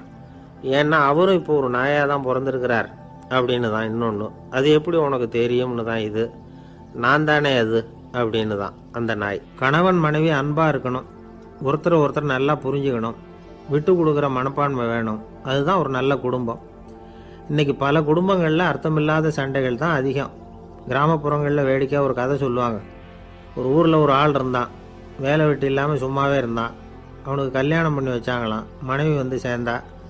சும்மாவே உட்காந்துருக்கிறியே, ஏதாவது சம்பாதிக்கிற வழியை பாரு அப்படின்ட்டுருக்கா. அதுக்கு தான் யோசனை பண்ணிகிட்டு இருக்கிறேன். ஒரு அருமையான ஐடியா அப்படின்னு நானா. என்ன அது சொல்லு அப்படின்ட்டுருக்கா அவன். ஒரு ஆட்டுக்குட்டி வாங்க போகிறேன்ருக்கான். அதை வாங்கி என்ன பண்ண போகிறேன்னா, அந்த குட்டி வளரும், பெருசாகும், அதுக்கப்புறம் அது நிறைய குட்டி போடும் அப்படின்ட்டுருக்கான். சரி, அப்புறம் அப்புறம் என்ன, அதையெல்லாம் சந்தையில் கொண்டுட்டு போய் விற்றுவிட்டு அந்த காசுக்கு ஒரு எருவு மாடு வாங்கலாம். சரி, அது எதுக்கு? எருவு மாடு நிறைய பால் கொடுக்கும், அதை கொண்டுகிட்டு போய் பால் பண்ணையில் கொடுப்பேன், அல்லது நானே விற்றுருவேன், கை நிறைய காசு கிடைக்கும். அதுக்கப்புறம் ஒரு பசுமாடு வாங்குவேன், பாலையும் விற்கலாம், நாமளும் காய் போட்டு சாப்பிட்லாம், இப்படிலாம் சொல்லியிருக்கான். அப்போ அந்த பொண்ணு சொல்லிச்சான், அடுத்த தெருவில் இருக்கிற எங்கள் அம்மா வீட்டுக்கும் கொஞ்சம் பால் கொடுத்து அனுப்பலாம் அப்படின்ட்டுருக்கான் அந்த பொண்ணு. இந்த இடத்துல கணவனுக்கு கோவம் வந்துட்டுது. அது எப்படி உங்கள் அம்மா வீட்டுக்கு எதுக்கு கொடுக்கணும், அதெல்லாம் முடியாதுன்றிருக்கான். இந்த இடத்துல சண்டை ஆரம்பமாயிட்டுது. கொஞ்ச நேரத்தில் 2 பேரும் சத்தம் போட ஆரம்பிச்சிட்டாங்க. கடுமையான சண்டை நடக்கிறத பக்கத்து வீட்டுக்காரன் காதில் வாங்கினான். அவன் ஓடியாந்தான். அவனுக்கு தெரியும், வாங்காத மாட்டுக்காக இப்படி சண்டை போட்டுக்கிட்டு இருக்கிறாங்கங்கிறது அவனுக்கு புரியும். அவன் ஓடி வந்து சொன்னான், ஏண்டா உன்னோட பசுமாட்டை ஒழுங்காக கட்டி போடக்கூடாதான்ருக்கான். என்னடா சொல்கிறேன்னா இவன், உன் மாடு என் தோட்டத்தில் வந்து மேய்ஞ்சுட்டுது, பயிரெலாம் நாசமாயிட்டுது, 10,000 ரூபா அளவுக்கு சேதம், அதை வாங்கிட்டு போகிறதுக்கு தான் வந்தேன், குட்ரா 10,000 நானா. இவன் அரண்டு போயிட்டான். அப்புறம் சொன்னான், டே நான் இன்னும் மாடே வாங்கலையே, அதுக்குள்ளே அது வந்து எப்படிடா உன் தோட்டத்தில் மேயும், என்னடா உளர்றேன்ருக்கான். நீ தாண்டா இப்போ உளறிக்கிட்டு இருக்க, மாடே வாங்கலை, அதுக்குள்ளே எப்படிடா வந்து உன்னுடைய மனைவி அவங்க அம்மா வீட்டுக்கு பால் கொடுத்து அனுப்ப முடியும் அப்படின்னு அவன் கேட்டானா. நம்மளுக்கு இப்போ தான் புத்தி வந்துதான், அர்த்தமே இல்லாத சண்டை போட்டுக்கிட்டு இருக்கிறோம் அப்படிங்கிறத அவன் புரிஞ்சுக்கிட்டானான். இது நம்ம முன்னோர்கள் சொல்லியிருக்கிற ஒரு கதை. சண்டையில் தான் அர்த்தம் இல்லையே தவிர கதையில் அர்த்தம் உண்டு. அதாவது இல்லாத விஷயங்களுக்காக சண்டை போட்டுக்கிட்டு இல்லறத்தை வீணாக்கிக்கிட்டு இருக்கிற மனிதர்கள் இன்றைக்கு நிறைய பேர் இருக்கிறாங்க. ஒருத்தன் தன்னுடைய மனைவியை பற்றி மாமனார்கிட்ட புகார் சொன்னானா, மாமா உங்கள் பொண்ணு அர்த்தமில்லாத சண்டை போடுறா, எதுக்கு எடுத்தாலும் எடுத்தெறிஞ்சு பேசுகிறா அப்படின்ட்டுருக்கான். நீ எப்படி மாப்பிள்ளை அதை சமாளிக்கிற அப்படின்னு கேட்டிருக்காரு அவர். அவள் எடுத்தெறியறது என் மேலே படாமல் ஒதுங்கி நின்றுக்கிறேன் அப்படின்னு நானா இவன். ஒரு சிகை அலங்கார கூடம், ரொம்ப சுறுசுறுப்பாக எல்லாரும் வேலை செஞ்சுக்கிட்டு இருக்கிறாங்க. முடிவெட்டிக்க வந்திருக்கிறவங்க நிறைய பேர், எல்லாரும் வரிசையாக உட்காந்துருக்குறாங்க. அந்த சமயத்தில் திடீர்னு கதவை திறந்துக்கிட்டு ஒருத்தர் உள்ளே வர்றார். அவர் ஒரு பெரிய மனிதர். அவரும் முடிவெட்டிக்கிறதுக்காக தான் உள்ளே வந்திருக்கிறார். அவரை பார்த்த உடனே அங்கே வரிசையில் உட்காந்துருந்தவங்க எல்லாரும் எழுந்திரிச்சு அவர்கிட்ட வந்துட்டாங்க. அவரை சுற்றி நின்றுக்கிட்டாங்க. எப்படி இருக்கிறீங்க, நல்லா இருக்கீங்களா அப்படின்னு விசாரிக்க ஆரம்பிச்சிட்டாங்க. எல்லாம் முடிஞ்சதும் வந்தவர் கேட்டார், வரிசையில் கடைசியாக இருக்கிறவர் யார் அப்படின்னு கேட்டார். ஏன்னு கேட்டாங்க. நான் அதுக்கு அடுத்தபடியாக உட்காரணும், அதுக்காக தான் கேட்குறேன் அப்படின்னார். உடனே அங்கே இருந்தவங்கள்லாம் என்ன சொன்னாங்க தெரியுமா, நீங்கள் வந்து வரிசையில் காத்திருக்கக்கூடாது, நீங்கள் அரசாங்கத்தின் தலைவர், உங்களுக்கு நேரம் முக்கியம், அதனால் நீங்கள் முன்னாடி போங்க அப்படின்னு சொன்னாங்க. ஆனால் அதை அவர் கேட்கல. தோழர்களே, உங்களுடைய கருத்துக்கு ரொம்ப நன்றி, எல்லாரும் வரிசையாக தான் வரணும், அதுதான் முறை, வரிசையில் வரணுங்கிற நடைமுறையை நானும் பின்பற்ற விரும்புகிறேன், நாம் எல்லாரும் சமமானவர்கள் அப்படின்னார். இப்படி சொல்லிவிட்டு வரிசையில் கடைசியாக இருந்த ஒரு நாற்காலியில் போய் உட்காந்துக்கிட்டார். தன் சட்டை பையில் இருந்த ஒரு செய்தித்தாளை எடுத்தார், படிக்க ஆரம்பிச்சிட்டார். ஆனால் அங்கே இருந்தவங்களால இதை வந்து பார்த்துக்கிட்டு சும்மா இருக்க முடியல. ஒருத்தர் எழுந்திரிச்சு வந்தார். ஐயா, இப்போ என்னுடைய முறை வந்திருக்குது, நான் தான் போக வேண்டிய முறை, உங்களை இங்கே காத்திருக்க வைக்கிறத விட ஒரு 5 ஆண்டுகளுக்கு கூட நான் வந்து முடிவெட்டிக்காமே இருந்துட முடியும் அப்படின்னார். அவர் மறுபடியும் சொன்னார், ஐயா நீங்கள் வந்து வரிசை முறையை தாண்டி போக விருப்பப்படல, சரி, ஆனால் என்னுடைய முறையை வந்து மாற்றி கொடுக்கறதுக்கு எனக்கு வந்து முழு உரிமை இருக்குது, இதுக்கு பதிலாக உங்களுடைய கடைசி இடத்த நான் எடுத்துக்கிறேன், இதை நீங்கள் மறுக்க முடியாதுன்னார். அங்கே இருந்த மற்றவங்களும் இதை ஒரு மனசாக வற்புறுத்த ஆரம்பிச்சிட்டாங்க. அந்த பெரிய மனிதர் பார்த்தார், சரின்னு கடைசியாக ஒத்துக்கிட்டார். அவர் யார் தெரியுமா, அவர் தான் மாவீரர் லெனின். ரஷ்யாவில் கிரெம்ளின் சிகை அலங்கார கூடத்தில் தான் இது நடந்தது. எல்லாரும் இந்நாட்டு மன்னர்கள்னு வாயளவில் பேசுகிறதுல என்ன பிரயோஜனம், நாம் எல்லாரும் சமங்கிறத நடைமுறையில் கடைப்பிடிச்சி காட்டினவங்க கொஞ்சம் பேர் தான். அவங்களில் ஒருத்தர் தான் லெனின். வரிசையில் நின்று வர்றதுங்கிறது ஒரு சிறந்த பண்பு, உயர்ந்த பண்பு. இன்றைக்கி பல இடங்களில் அது நமக்கு தேவைப்படுது. ஒரு ரேஷன் கடைவாசல், கடை திறக்கிறதுக்கு முன்னாடியே எல்லோரும் வந்து வரிசையில் நின்றுட்டாங்க. கடைசியாக வந்த ஒருத்தர் க்யூவில் முன்னாடி போகிறதுக்கு முயற்சி பண்ணுறார். ஏற்கனவே நின்றுட்டு இருக்கிறவங்க அவரை முன்னாடி போகிறதுக்கு விட மாட்டேங்கிறாங்க. கடைசியாக போய் நில்லையா அப்படின்னு எல்லோரும் கத்துறாங்க. அதை அவர் காதில் வாங்கலை, முண்டி அடிச்சுக்கிட்டு முன்னாடி போகிறதுக்கே முயற்சி பண்ணிகிட்டு இருக்கிறார். எல்லோரும் சேர்ந்து அவரை வலுக்கட்டாயமாக இழுத்து கொண்டாந்து பின்னாடி கொண்டு போய் நிறுத்திவிட்டாங்க. நிறுத்திவிட்டு சொன்னாங்க, அதை பாருப்பா, நாங்கள் இருக்கிற வரைக்கும் நீங்கள் முன்னாடி போய் எதையும் வாங்க முடியாது, தெரிஞ்சுக்கோ அப்படின்னாங்க. இப்போ அந்த ஆள் சொன்னாராம், நான் இங்கே பின்னாடி நிற்கிற வரைக்கும் நீங்களும் எதுவும் வாங்க முடியாது அப்படின்னாராம். ஏன்னு கேட்டிருக்கிறாங்க. நான் தான் அந்த கடையை திறக்க வேண்டிய ஆள் அப்படின்னா. ஒரு சராசரி மனிதனுடைய இயல்பு என்ன? இன்பம் வந்தால் துள்ளி குதிப்பான், துன்பம் வந்தால் சோர்ந்து போய் ஒரு மூலையில் உட்காந்துருவான். இவன் தான் சராசரி மனிதன். ஆனால் ஒருத்தன் இன்பம் வந்தால் அதுக்காக மகிழ்ச்சி அடையிறதில்ல, துன்பம் வந்தால் அதுக்காக சோர்ந்து போகிறதில்ல அப்படின்னு வச்சுக்கோங்க. அப்படி இருந்தால் அவன் சாதாரண ஆள் கிடையாது. ஒரு ஊரில் ஒரு ஞானி இருந்தார். அவரை தேடிட்டு ஒரு பெரியவர் வந்தார். ஐயா, ஞானத்தில் சிறந்த ஞானம் எது அப்படின்னு கேட்டாராம். இதுக்கு அந்த ஞானி என்ன பதில் சொன்னார் தெரியுமா? இன்பத்தினால மகிழ்ச்சி அடையாமலும் துன்பத்தினால சோர்வு அடையாமலும் இருக்கிறது தான் அந்த ஞானம், பெரிய ஞானம் அப்படின்னாராம். சரி சுவாமி, அப்படிப்பட்ட ஞானம் உங்களுக்கு எப்படி வந்ததுன்னு கேட்டிருக்காரு இவர். அதை நான் ஒரு கழுதைகிட்ட இருந்து கற்றுக்கிட்டேன் அப்படின்னாராம் அவர். இவருக்கு ஒன்றும் புரியல, ஒரு மாதிரியாக முழிச்சிருக்கிறார். இதை அவர் புரிஞ்சுக்கிட்டார். நீங்கள் நாளைக்கு காலையில் நம்முடைய ஆசிரமத்துக்கு வாங்க, புரிய வைக்கிறேன்னாராம். சரின்னு அவர் போயிட்டார். மறுநாள் காலையில் ஆசிரமத்துக்கு வந்து சேர்ந்தார். ஞானி அவரை கூப்பிட்டு உட்கார வச்சார். வாங்க, வந்து இப்படி உட்காருங்க, கொஞ்சம் நேரத்தில் இந்த வழியாக ஒரு கழுதை போகும், அதை கவனித்து பாருங்கன்னாராம். இவருக்கு இன்னமும் ஒன்றும் புரியாமல் போச்சு, ஒரே குழப்பம். இருந்தாலும் அந்த ஞானி சொன்னது மாதிரியே உட்காந்துருக்கிறார். கொஞ்ச நேரத்தில் அந்த வழியாக ஒரு கழுதை போச்சு. அது முதுக நிறைய அழுக்கு மூட்டைகள், அதை சுமந்துக்கிட்டு போகுது. ஒரு செலவு தொழிலாளி அதை ஓட்டிகிட்டு போகிறார். கொஞ்சம் தூரத்தில் ஒரு ஆறு இருக்குது. அங்கே போய் துணியெல்லாம் சுத்தப்படுத்திக்கிட்டு சாயந்தரமாக திரும்பி இந்த வழியாகவே வருவாங்க. ஞானி சொன்னது மாதிரியே இந்த பெரியவர் அழுக்கு மூட்டையை சுமந்துக்கிட்டு போகிற அந்த கழுதையை கவனித்தார். கழுதை போயிட்டுது. அதுக்கப்புறம் ஞானியை திரும்பி பார்த்தார். இப்போ அந்த ஞானி சொன்னார், சாயந்தரம் வரைக்கும் நீங்கள் இங்கேயே இருக்கணும்னார். அதே மாதிரி இவர் இருந்தார். சாயந்தரமாக அந்த ஞானி சொன்னார், ஐயா, இப்போ கொஞ்ச நேரத்தில் அந்த கழுதை இந்த வழியாக திரும்பி வரும், அதையும் கவனித்து பாருங்கன்னார்.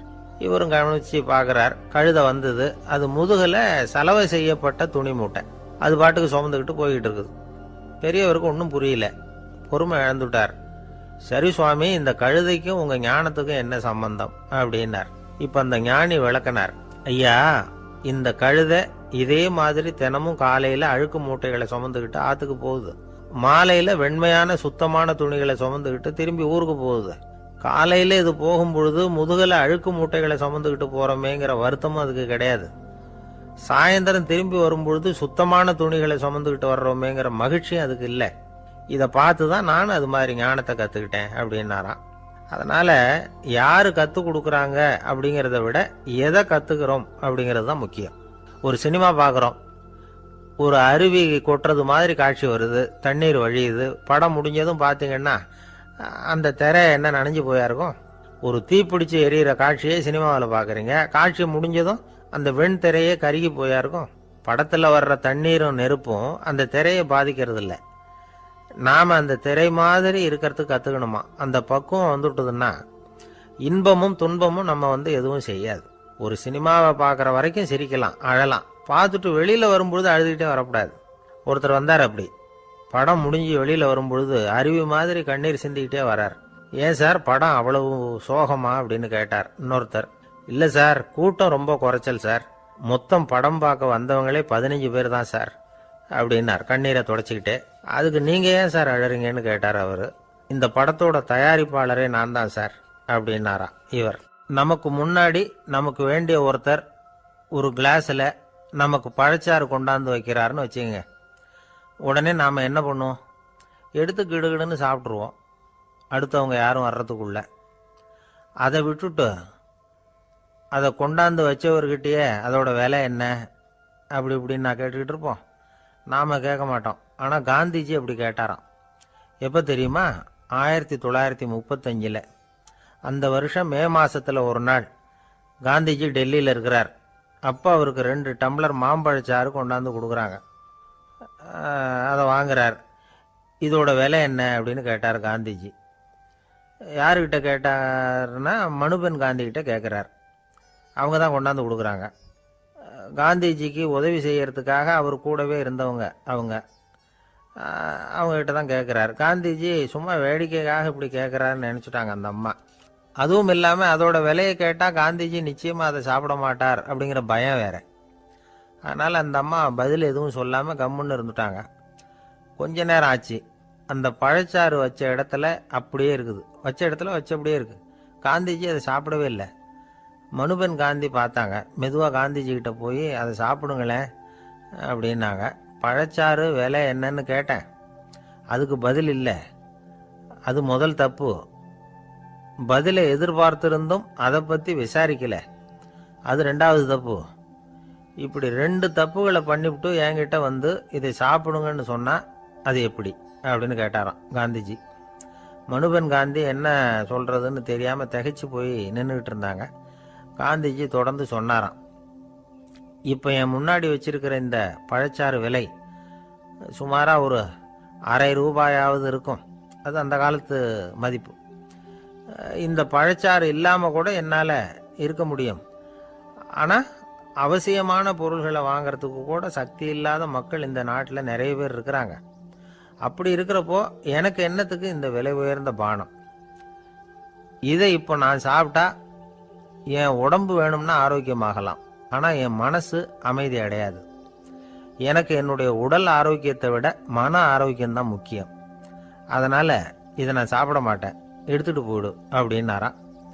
அந்த சமயத்தில் ஒரு அகதி பொண்ணு 2 குழந்தைகளோட காந்திஜியை பார்க்கறதுக்காக வந்தது. வணக்கம் சொல்லிச்சு. காந்திஜி உடனே தனக்கு முன்னாடி இருந்த பழச்சாற்றை எடுத்து அந்த பொண்ணுகிட்டையும் குழந்தைகள்கிட்டையும் கொடுத்து சாப்பிட சொன்னார். அவங்க அதை வாங்கி ரொம்ப சந்தோஷத்தோடு சாப்பிட்டாங்களாம். அதை பார்த்த காந்திஜி முகத்தில் ஒரு புன்னகை, ஒரு பரவசம், ஒரு திருப்தி. அவர் மனசு நிறைஞ்சிருந்தது. அப்போ அவர் சொன்னாராம், ஆண்டவன் எனக்கு எப்பவும் சரியான சமயத்தில் கை கொடுப்பாருங்கிறது அதுக்கு இதுதான் அத்தாட்சி. நான் ஒரு இக்கட்டான சூழ்நிலையில் இருக்கிறப்ப கூட கடவுளின் கருணையால் அந்த சூழ்நிலை என்னை பாதிக்கலை. என் கூட இவ்வளவு நாள் பழகியும் கூட இங்கே இருக்கிறவங்க எனக்கு அதிக விலையுள்ள பழரசத்தை கொடுத்தாங்க. ஆனால் சரியான நேரத்தில் அதை சாப்பிட வேண்டியவங்களை என்கிட்ட அனுப்பி வச்சு என்னை சந்தோஷப்படுத்தினார் கடவுள், அவருக்கு நன்றி அப்படின்னாராம் மகாத்மா காந்தி. உடல் ஆரோக்கியத்தை விட மன ஆரோக்கியம்தான் எனக்கு முக்கியம்னு சொன்னார் பாருங்க. அதை நாம் எல்லாரும் மனப்பூர்வமாக இன்றைக்கி சிந்திச்சு பார்க்கணும். இந்த காலத்தில் எல்லாரும் அப்படியா நினைக்கிறாங்க? எனக்கு தெரிஞ்ச ஒருத்தர் இருந்தார். தினமும் காலையில் ஒரு காபி சாப்பிட உட்கார்ற நேரத்தில் பக்கத்து வீட்டுக்காரர் வந்து சேருவார் கரெக்டாக. உடனே அவரும் தனக்குன்னு வந்திருக்கிற காப்பியை எடுத்து மனப்பூர்வமாக பக்கத்து வீட்டுக்காரர்கிட்ட கொடுத்துருவார். அதுக்கப்புறம் அவருக்காக வேற காப்பி போட்டு கொண்டாந்து கொடுத்தாலும் வேண்டான்னு சொல்லிடுவார். ஆண்டவனா பார்த்து சரியான நேரத்தில் அவரை எங்கள் வீட்டுக்கு தினமும் அனுப்பி வைக்கிறார் அப்படிம்பார். ஏன் அப்படி சொல்கிறீங்க அப்படின்னு கேட்டோம் ஒரு நாள். அதுக்கு அவர் சொல்கிறார், எனக்கு என்னோட உடல் ஆரோக்கியம்தான் முக்கியம். இதை கடவுள் புரிஞ்சுக்கிட்டு எங்கள் வீட்டு காப்பியை சாப்பிட்றதுக்கு தினமும் அடுத்த வீட்டுக்காரனை அனுப்பி வைக்கிறார் அப்படின்னார் அவர். ஒரு நீதிமன்றம், அங்கே ஒரு கொலை வழக்கு சம்பந்தமாக விசாரணை நடந்துக்கிட்டு இருக்குது. அந்த வழக்கறிஞர் ரொம்ப தீவிரமாக வாதாடிக்கிட்டு இருக்கிறார். தன்னுடைய கட்சிக்காரர் நிரபராதிங்கிறது அவருக்கு நல்லா தெரியும். அதனால தான் அவர் சார்பாக வாதாடுறதுக்கே ஒத்துக்கிட்டார். அப்படி அவர் மும்முரமாக வாதாடிக்கிட்டு இருக்கிற சமயத்தில் அவசரமாக தந்தி ஒன்று வந்து சேர்ந்தது. அதை வாங்கி படித்து பார்த்தார். அதுக்கப்புறம் அதை மடித்து தன்னுடைய கோட்டு பையில் வச்சுக்கிட்டு தொடர்ந்து வாதாட ஆரம்பிச்சிட்டார். பேசி முடித்தார். அதுக்கப்புறம் அங்கே கோர்ட்டில் இருந்த சக வக்கீல்கள் அவர்கிட்ட வந்தாங்க. தந்தி ஒன்று வந்ததே, என்ன விஷயம் அப்படின்னு விசாரிச்சாங்களாம். அப்போ அவர் சொல்லியிருக்கிறார், ஊரில் சிகிச்சைக்காக போயிருந்த என்னுடைய மனைவி இறந்து போனதாக தந்தி வந்திருக்குது அப்படின்னாராம். மற்ற வக்கீல்களுக்கு அதிர்ச்சி. என்னங்க இது, மனைவி இறந்ததை விட கேஸு முக்கியமாக உங்களுக்கு அப்படின்னு கேட்டிருக்கிறாங்க. இறந்து போன என் மனைவி மறுபடியும் திரும்பி வர போகிறதில்ல. ஆனால் என்னுடைய கட்சிக்காரர் ஒரு கொலை வழக்கில் மாட்டிக்கிட்டார். அவரும் நிரபராதி. அவர் உசுரை நான் காப்பாற்ற வேணாமா? இதுதான் என்னுடைய கடமை அப்படின்னாராம். இப்படி இவர் சொன்னதும் எல்லாரும் அப்படியே திகைச்சு போய் நின்றுட்டாங்களாம். சரி, கடமைக்கு முக்கியத்துவம் கொடுத்த அந்த வழக்கறிஞர் யார் தெரியுமா? அவர் தான் இரும்பு மனிதர் சர்தார் வல்லபாய் பட்டேல். குஜராத் மாநிலத்தில் 1875 அக்டோபர் 31 அன்றைக்கு ஜாவேரி பாய் அப்படிங்கிறவருக்கு 4வது பிள்ளையா அவர் பிறந்தாராம். இந்த ஜாவேரி பாய் யார் தெரியுமா? ஜான்சி ராணி லட்சுமி பாய் போர் படையில் ஒரு வீரராக பணிபுரிஞ்சவர். இளம் வயசில் வல்லபாய் பட்டேல் ரொம்ப சிரமப்பட்டு படிச்சிருக்கார். விடாமுயற்சி வெற்றியை கொடுத்தது. கல்லூரியிலையும் காலடி வச்சார். அதுக்கப்புறம் வக்கீல் பட்டத்தையும் வாங்கினார். பிரிட்டிஷ் ஆட்சி நடந்துக்கிட்டு இருந்த சமயம் குஜராத்தை சேர்ந்த பர்டோலி தாலுக்காவில் விவசாயிகள் மேலே அரசாங்கம் திடீர்னு நில வரியை வசதி விட்டு தான். ஏழை விவசாயிகள் ரொம்ப கஷ்டப்பட்டிருக்காங்க. அரசாங்கம் வரி செலுத்தாத விவசாயிகளின் நிலங்களை எல்லாம் ஜப்தி செஞ்சுதான். அரசாங்கத்தை எதிர்க்கிறவங்களையெல்லாம் கைது பண்ணி சிறையில் அடைச்சுட்டாங்களாம். சில பேர் வீடு வாசல் ஆடு மாட்டையெல்லாம் விற்று கூட வரி கட்ட வேண்டிய நிலைமைக்கு ஆளாயிட்டாங்க. வழக்கறிஞர் வல்லபாய் படேல் நில வரியை உடனே ரத்து பண்ணணும் அப்படின்னு பம்பாய் கவர்னருக்கு ஒரு கடிதம் எழுதினார். எந்த பலனும் இல்லை. உடனே எல்லா விவசாயிகளையும் அணி திரட்டினார். அதுக்கு தானே தலைமை தாங்கினார். சத்தியாகிரகம் நடத்தினார். அந்த பகுதியில் எந்த வேலையும் நடக்கலை. வேறு வழி இல்லை. ஆட்சியாளர்கள் உடனே வரியை ரத்து பண்ணாங்க. சிறையில் இருந்தவங்களெல்லாம் வெளில விட்டாங்க. 1928 ஆகஸ்ட் 6 சர்க்காருக்கும் விவசாயிகளுக்கும் இடையில் ஒரு உடன்பாடு ஏற்பட்டது. அதுக்கப்புறம் தான் நிலைமை சரியாக போச்சான். வல்லபாய் படேலின் பொது சேவையை பாராட்டின பொதுமக்கள் அவருக்கு சர்தார் அப்படிங்கிற பட்டத்தை கொடுத்தாங்களாம். சர்தார்னா தலைவர் அல்லது தளபதின்னு அர்த்தம். இரும்பு மனிதர்னு இவருக்கு பேர். இருந்தாலும் நகைச்சுவை உணர்வும் இவருக்கு நிறைய உண்டு. ஒரு தடவை ஒரு பத்திரிகை நிருபர் வந்திருக்கார். சர்தார் பட்டேல்கிட்ட அவருக்கு பிடிச்ச பண்பாடு கலாச்சாரம் எது அப்படின்னு கேட்கணும்னு ஆசை. அதனால் அவரை பார்த்து கேட்டாராம், ஏங்க உங்களுக்கு பிடிச்ச கல்ச்சர் எது அப்படின்னு கேட்டிருக்கார். இதுக்கு சர்தார் பட்டேல் சொன்ன பதில் என்ன தெரியுமா? எனக்கு பிடிச்ச கல்ச்சர் அக்ரிகல்ச்சர் அப்படின்னாராம். ஒருத்தர் குதிரை ரேஸுக்கு போனார். பணம் கட்டினார், தோற்று போயிட்டார். மறுபடியும் போனார், பணம் கட்டினார், தோற்று போனார். அடுத்த தடவையும் பணம் கட்ட போனப்போ அவரை தடுத்து கேட்டோம், ஏன் சார் ஏற்கனவே விட்டது போதாதா, இன்னமும் இருக்கிறத விடணுமா அப்படின்னு கேட்டோம். விட்டதையெல்லாம் மொத்தமாக எடுக்க வேணாமா சார், அதுக்காக தான் தொடர்ந்து பணம் கட்டுறேன்னார் அவர். இவரை திருத்துறது ரொம்ப கஷ்டம். இது ஒரு மனநோய். மனநோய்களில் பல வகை உண்டு. மனநோய்கள் பிரிவு அட்டவணையில் சூதாட்டம்ங்கிறது அவதி வரும் நோய் அப்படிங்கிற தலைப்பில் வருது. சூதாட்டம் 2 வகைப்படும்னு சொல்கிறாங்க உளவியல் நிபுணர்கள். ஒரு வகை எப்படின்னா, நண்பர்களோடு சேர்ந்துக்கிட்டு மகிழ்ச்சியும் கிளர்ச்சியும் அடையிறதுக்காக ஈடுபடுறது. பிரச்சனைகளை தீர்க்கறதுல ஒரு ஆர்வம். கேளிக்கைக்காக கொஞ்சம் விட்டு பிடிக்கிறது அப்படிங்கிற மனுஷனுடைய அடி மனசில் உள்ள விபரீத பிணைய சுபாவம், இதெல்லாம் அதுக்கு காரணம். இன்னொரு வகை எப்படின்னா, சூதாட்டத்தில் ஈடுபட்டு ஒரு கட்டாய நிலைமைக்கு ஆளாயிடுறது. ஈடுபடு அப்படின்னு மனசு ஒரு வெறித்தன்மையை தூண்டிக்கிட்டே இருக்கும். இப்படிப்பட்டவங்களுக்கு நாம் தோத்துக்கிட்டு இருக்கோங்கிறது தெரியும். நாம் ஜெயிக்கிறதுக்கான சந்தர்ப்பம் இல்லைங்கிறதும் தெரியும். இதனால் நமக்கும் கஷ்டம், நம்ம சுற்றி இருக்கிறவங்களுக்கும் கஷ்டங்கிறதும் புரியும். அப்படி இருந்தும் சூதாடுவாங்க. இதுக்கு காரணம் சூதாடியின் பகற்கனவு அப்படிங்கிறாங்க நிபுணர்கள். இந்த நிலைமைக்கு கட்டாய சூதாட்டம் அல்லது நிர்பந்த சூதாட்டம் அப்படின்னு பேர் வச்சிருக்கிறாங்க. இப்படிப்பட்ட ஆசாமி இருக்கிறது பூரா விட்டுருவான், கடன் வாங்குவான், திருடுவான். இருந்தாலும் என்னைக்காவது ஒரு நாள் ஜெயிச்சிருவேன் அப்படின்னு சொல்லிக்கிட்டே இருப்பான். விட்டதை எடுத்துருவேங்கிற ஒரு நம்பிக்கை சுடர் அவனுக்குள்ளே எரிஞ்சுக்கிட்டே இருக்கும். இவனை மனநோயாளி அப்படின்னு சொல்லிட முடியாதான். என்ன காரணம்னா, இது மாதிரி ஆளுங்க கிட்ட மன போராட்டமோ கவலையோ பதட்டமோ இருக்கிறது இல்லை. சில விசேஷமான குணங்கள் இவங்க கிட்ட உண்டு. எதிர்ப்பு உணர்ச்சி, சிறுபிள்ளைத்தனம், சட்ட திட்டங்களையும் சம்பிரதாயங்களையும் உட தெரியாத மனப்போக்கு, பொறுப்பில்லாத தன்மை, நெறிதவறி நடக்கிறது எல்லாம் இவங்ககிட்ட உண்டு. ஆனால் வெளிப்பார்வைக்கு ரொம்ப சிநேகமாக இருப்பாங்க, அன்பாக இருப்பாங்க. அப்படி இருக்கிறதாக காட்டிக்குவாங்க. ஆதாயம், சுயலாபம் இதெல்லாம் கருதி தான் பழகுவாங்க. இவங்க கேட்குறப்ப நாம் பணம் கொடுக்கலன்னு வச்சுக்கோங்க, நம்மளை கை விட்டுருவாங்க. நம்ம மேலே அபாண்டமாக பழி சுமத்துறது கூட தயங்க மாட்டாங்க. தங்களுடைய சூதாட்ட நடவடிக்கைகளுக்கு சாதகமான காரணங்களை சொல்லிகிட்டு இருப்பாங்க. நீ வேணும்னா பாரு, ஒரே நாளில் நான் இழந்ததையெல்லாம் மீட்டு லட்சாதிபதி ஆறேன்னா இல்லையா பாரு அப்படிம்பாங்க. தோற்று போகிறத ஒரு படிப்பினையாக இவங்க எடுத்துக்கிறதே இல்லை. தோற்று போகிறதுலேயே இவங்களுக்கு ஒரு அலாதியான சுகம். தனக்குத்தானே துன்பத்தை வரவழைச்சிக்கிட்டு இன்பம் அடையிறதுக்கு தன்வதை சுகம் அப்படின்னு பேர். இவங்கெல்லாம் அந்த ரகம்.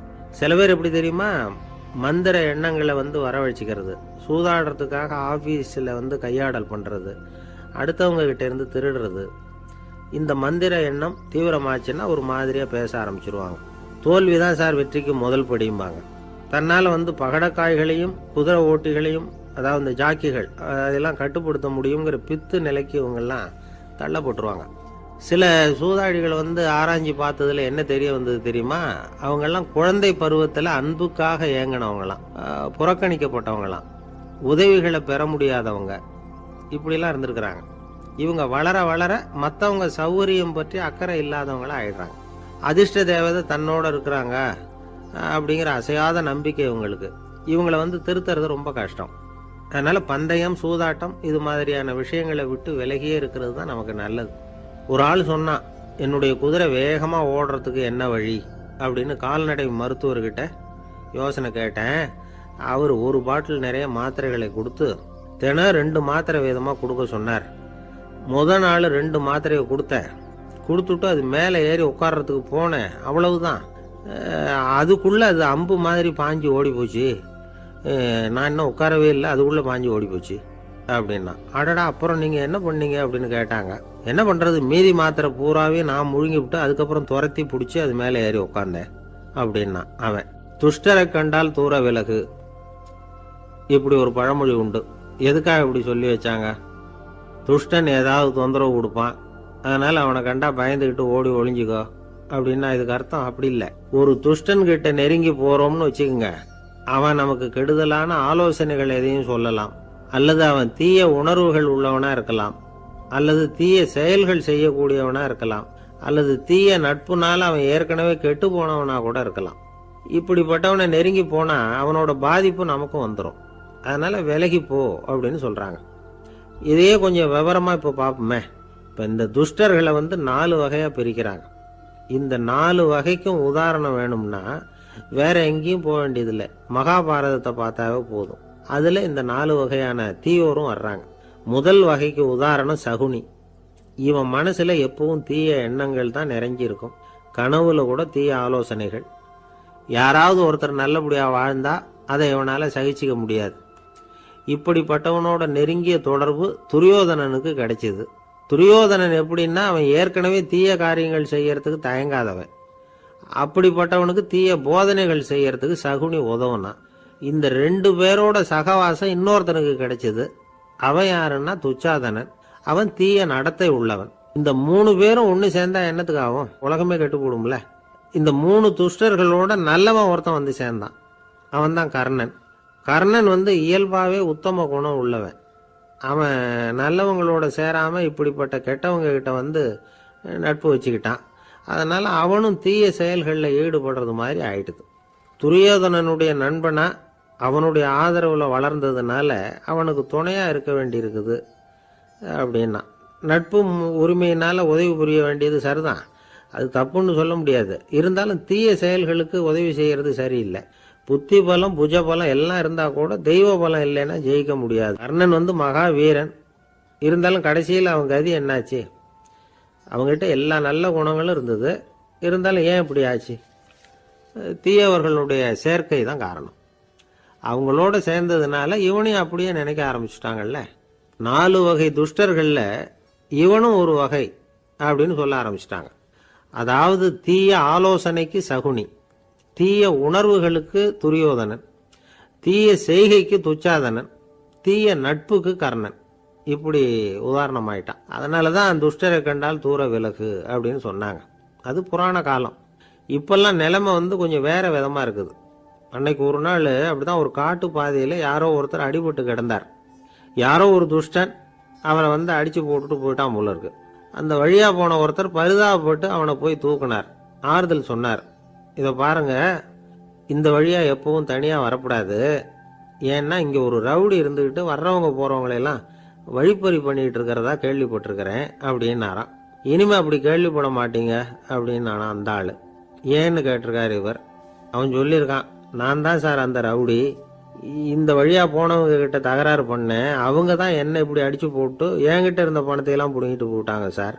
காலம் ரொம்ப கெட்டு போச்சு அப்படின்னு நானா ரொம்ப பரிதாபமா. ஒரு அழகான கடற்கரை. சுற்றுலா பயணிகள் நிறைய பேர் அங்கே போகிறது வழக்கம். சனி ஞாயிறு கூட்டம் அதிகமாக இருக்கும். அதோட விளைவு என்னங்கிறது அடுத்த நாள் தான் தெரியும். ஆமாம், அந்த கடற்கரையை சுத்தப்படுத்துகிற தொழிலாளிகள் திங்கட்கிழமை ரொம்ப சிரமப்படுவாங்க. சனி ஞாயிறு வந்த கூட்டம் கடற்கரை பூராவும் காலி ஐஸ்கிரீம் கப்புகளை வீசி எறிஞ்சிட்டு போயிருக்கும். ஆயிரக்கணக்கான கப்புகள் அங்கே பரவலாக கிடக்கும். அதையெல்லாம் பொறுக்கி எடுத்து சுத்தம் பண்ணி ஆகணும். இதனால திங்கட்கிழமை வேலைக்கு வர்றதுக்கு எல்லாரும் பயப்படுவாங்க. அப்படி ஒரு நிலைமை. பல பேர் அன்னைக்கு லீவ் எடுத்துகிட்டு போயிடுறது வழக்கம். நமக்கு எதுக்கு இன்னைக்கு தொந்தரவுன்னு. இது ஒரு பெரிய பிரச்சனையாக இருந்தது. இதுக்கு என்ன பண்ணலாம் அப்படின்னு யோசனை பண்ணாங்க. ஒரு ஆலோசனை கூட்டத்துக்கு ஏற்பாடு பண்ணாங்களாம். அந்த நகர நிர்வாக அலுவலர்கள், பணியாளர்கள் எல்லாரும் அதில் கலந்துக்கிட்டாங்க. கூட்டம் ஆரம்பமாச்சு. ஆரம்பத்தில் சொன்னாங்க, இந்த பிரச்சனைக்கு ஒரு தீர்வு வேணும், என்ன பண்ணலாம், அதை முடிவு செய்கிறதுக்கு தான் இந்த கூட்டம். இதில் நீங்கள் செய்ய வேண்டியது என்னென்னா, உங்களுக்கு தோன்றுகிற யோசனை எதுவாக இருந்தாலும் சொல்லுங்கள். கொஞ்சம் கூட தயக்கம் வேண்டாம். நாம் சொல்கிற யோசனை ஈடுபடுமா படாதா அப்படின்னுலாம் யோசிக்க வேணாம். எல்லாருடைய யோசனைகளையும் அப்படியே பதிவு செய்துக்கிறோம். கடைசியாக அதிலேருந்து ஒரு சிறந்த யோசனையை தேர்வு பண்ணி அதை பயன்படுத்தலாம். இந்த சந்தர்ப்பத்தில் இன்னொரு முக்கியமான வேண்டுகோள், எவ்வளவு சாதாரணமான யோசனையாக இருந்தாலும் சரி, அது சொல்லும் பொழுது அடுத்தவங்க ஏளனம் செய்யக்கூடாது. இது ஒரு பெரிய யோசனையா அப்படின்னு சொல்லி எதையும் அலட்சியப்படுத்தக்கூடாது. இதுதான் அந்த கூட்டத்தின் ஆரம்பத்தில் செய்யப்பட்ட அறிவிப்பு. உடனே அந்த கூட்டத்தில் இருந்தவங்க ஆளுக்கு ஒரு யோசனை சொல்ல ஆரம்பித்தாங்க. ஒருத்தர் எழுந்திருச்சார், இங்கே வர்ற சுற்றுலா பயணிகள்கிட்ட ஆளுக்கு $10 ஒரு டெபாசிட் மாதிரி வைப்பு பணமாக வாங்கிக்கணும். காலி ஐஸ்கிரீம் கப்பை திருப்பி கொடுத்தா அந்த பணத்தை திருப்பி கொடுத்துடலாம். இப்படி ஒரு ஏற்பாடு பண்ணிக்கிட்டா கப்புகளை தேடி பொறுக்கிட்டு இருக்க வேண்டியதில்லை, எல்லாம் ஒரே இடத்துக்கு வந்து சேர்ந்துடும். அப்படியே நாம் தூக்கிட்டு போய் ஒரு இடத்துல கொட்டி போடலாம் அப்படின்னார். இன்னொருத்தர் எழுந்திரிச்சார், கப்பை கீழே போட்டால் $50 அபராதம் அப்படின்னு அங்கங்கே போர்டு எழுதி வச்சுடலாம். கப்புகளை போடுறதுக்கு அங்கங்கே பெரிய கூடைகளை வச்சுடலாம். நாம் சாவகாசமாக அந்த கூடைகளை சேகரம் பண்ணிக்கலாம் அப்படின்னாராம். இன்னொருத்தர் எழுந்திரிச்சு கொஞ்சம் கோபமாக பேசினார். கப்புகளை அவங்க வாயிலே திணிச்சுடணும், அதுகளை முன்னு சாப்பிட்டு பார்த்தா தான் தெரியும் அது எவ்வளவு கஷ்டங்கிறது அப்படின்னு ரொம்ப கடுமையாக பேசியிருக்கார். இது வேடிக்கையாக தெரிஞ்சாலும் இந்த யோசனையும் பதிவு செஞ்சுக்கிட்டாங்களாம். இப்படி பல யோசனைகள். கடைசியாக எல்லாத்தையும் படித்து பார்த்துட்டு பரிசீலனை பண்ணாங்க. அப்புறம் தான் யோசனை வந்தது. இவர் வேடிக்கையாக சொன்னது கப்புகளை அவங்கவுங்க வாயிலே திணிச்சு சாப்பிட சொல்லணும், அதுதான் தண்டனைன்னார்ல. ஏன் அப்படி சாப்பிட்றது மாதிரியே கப்புகளை தயார் பண்ணா என்ன அப்படின்னு சிந்திக்க ஆரம்பித்தாங்களாம். ஆகா, அதுதான் சரின்னு ஒரு முடிவுக்கு வந்தாங்க. அதுலேருந்து உருவானது தான் இந்த வேஃபர் கப்ஸ். ஐஸ்கிரீமை சாப்பிட்டு முடிச்சதும் கப்பையும் சாப்பிட்டுடலாம். கோன் ஐஸ்கிரீம் சாப்பிட்றோம்ல, அதுதான். அமெரிக்காவில் மியாமி கடற்கரையில் ரொம்ப காலமாக இருந்துக்கிட்டு வந்த குப்பை பிரச்சனைக்கு இப்படி தான் ஒரு தீர்வு வந்து தான். இதுலேருந்து நாம் புரிஞ்சிக்க வேண்டியது என்னென்னா, நாம் அன்றாட எத்தனையோ பிரச்சனைகளை சந்திக்கிறோம்.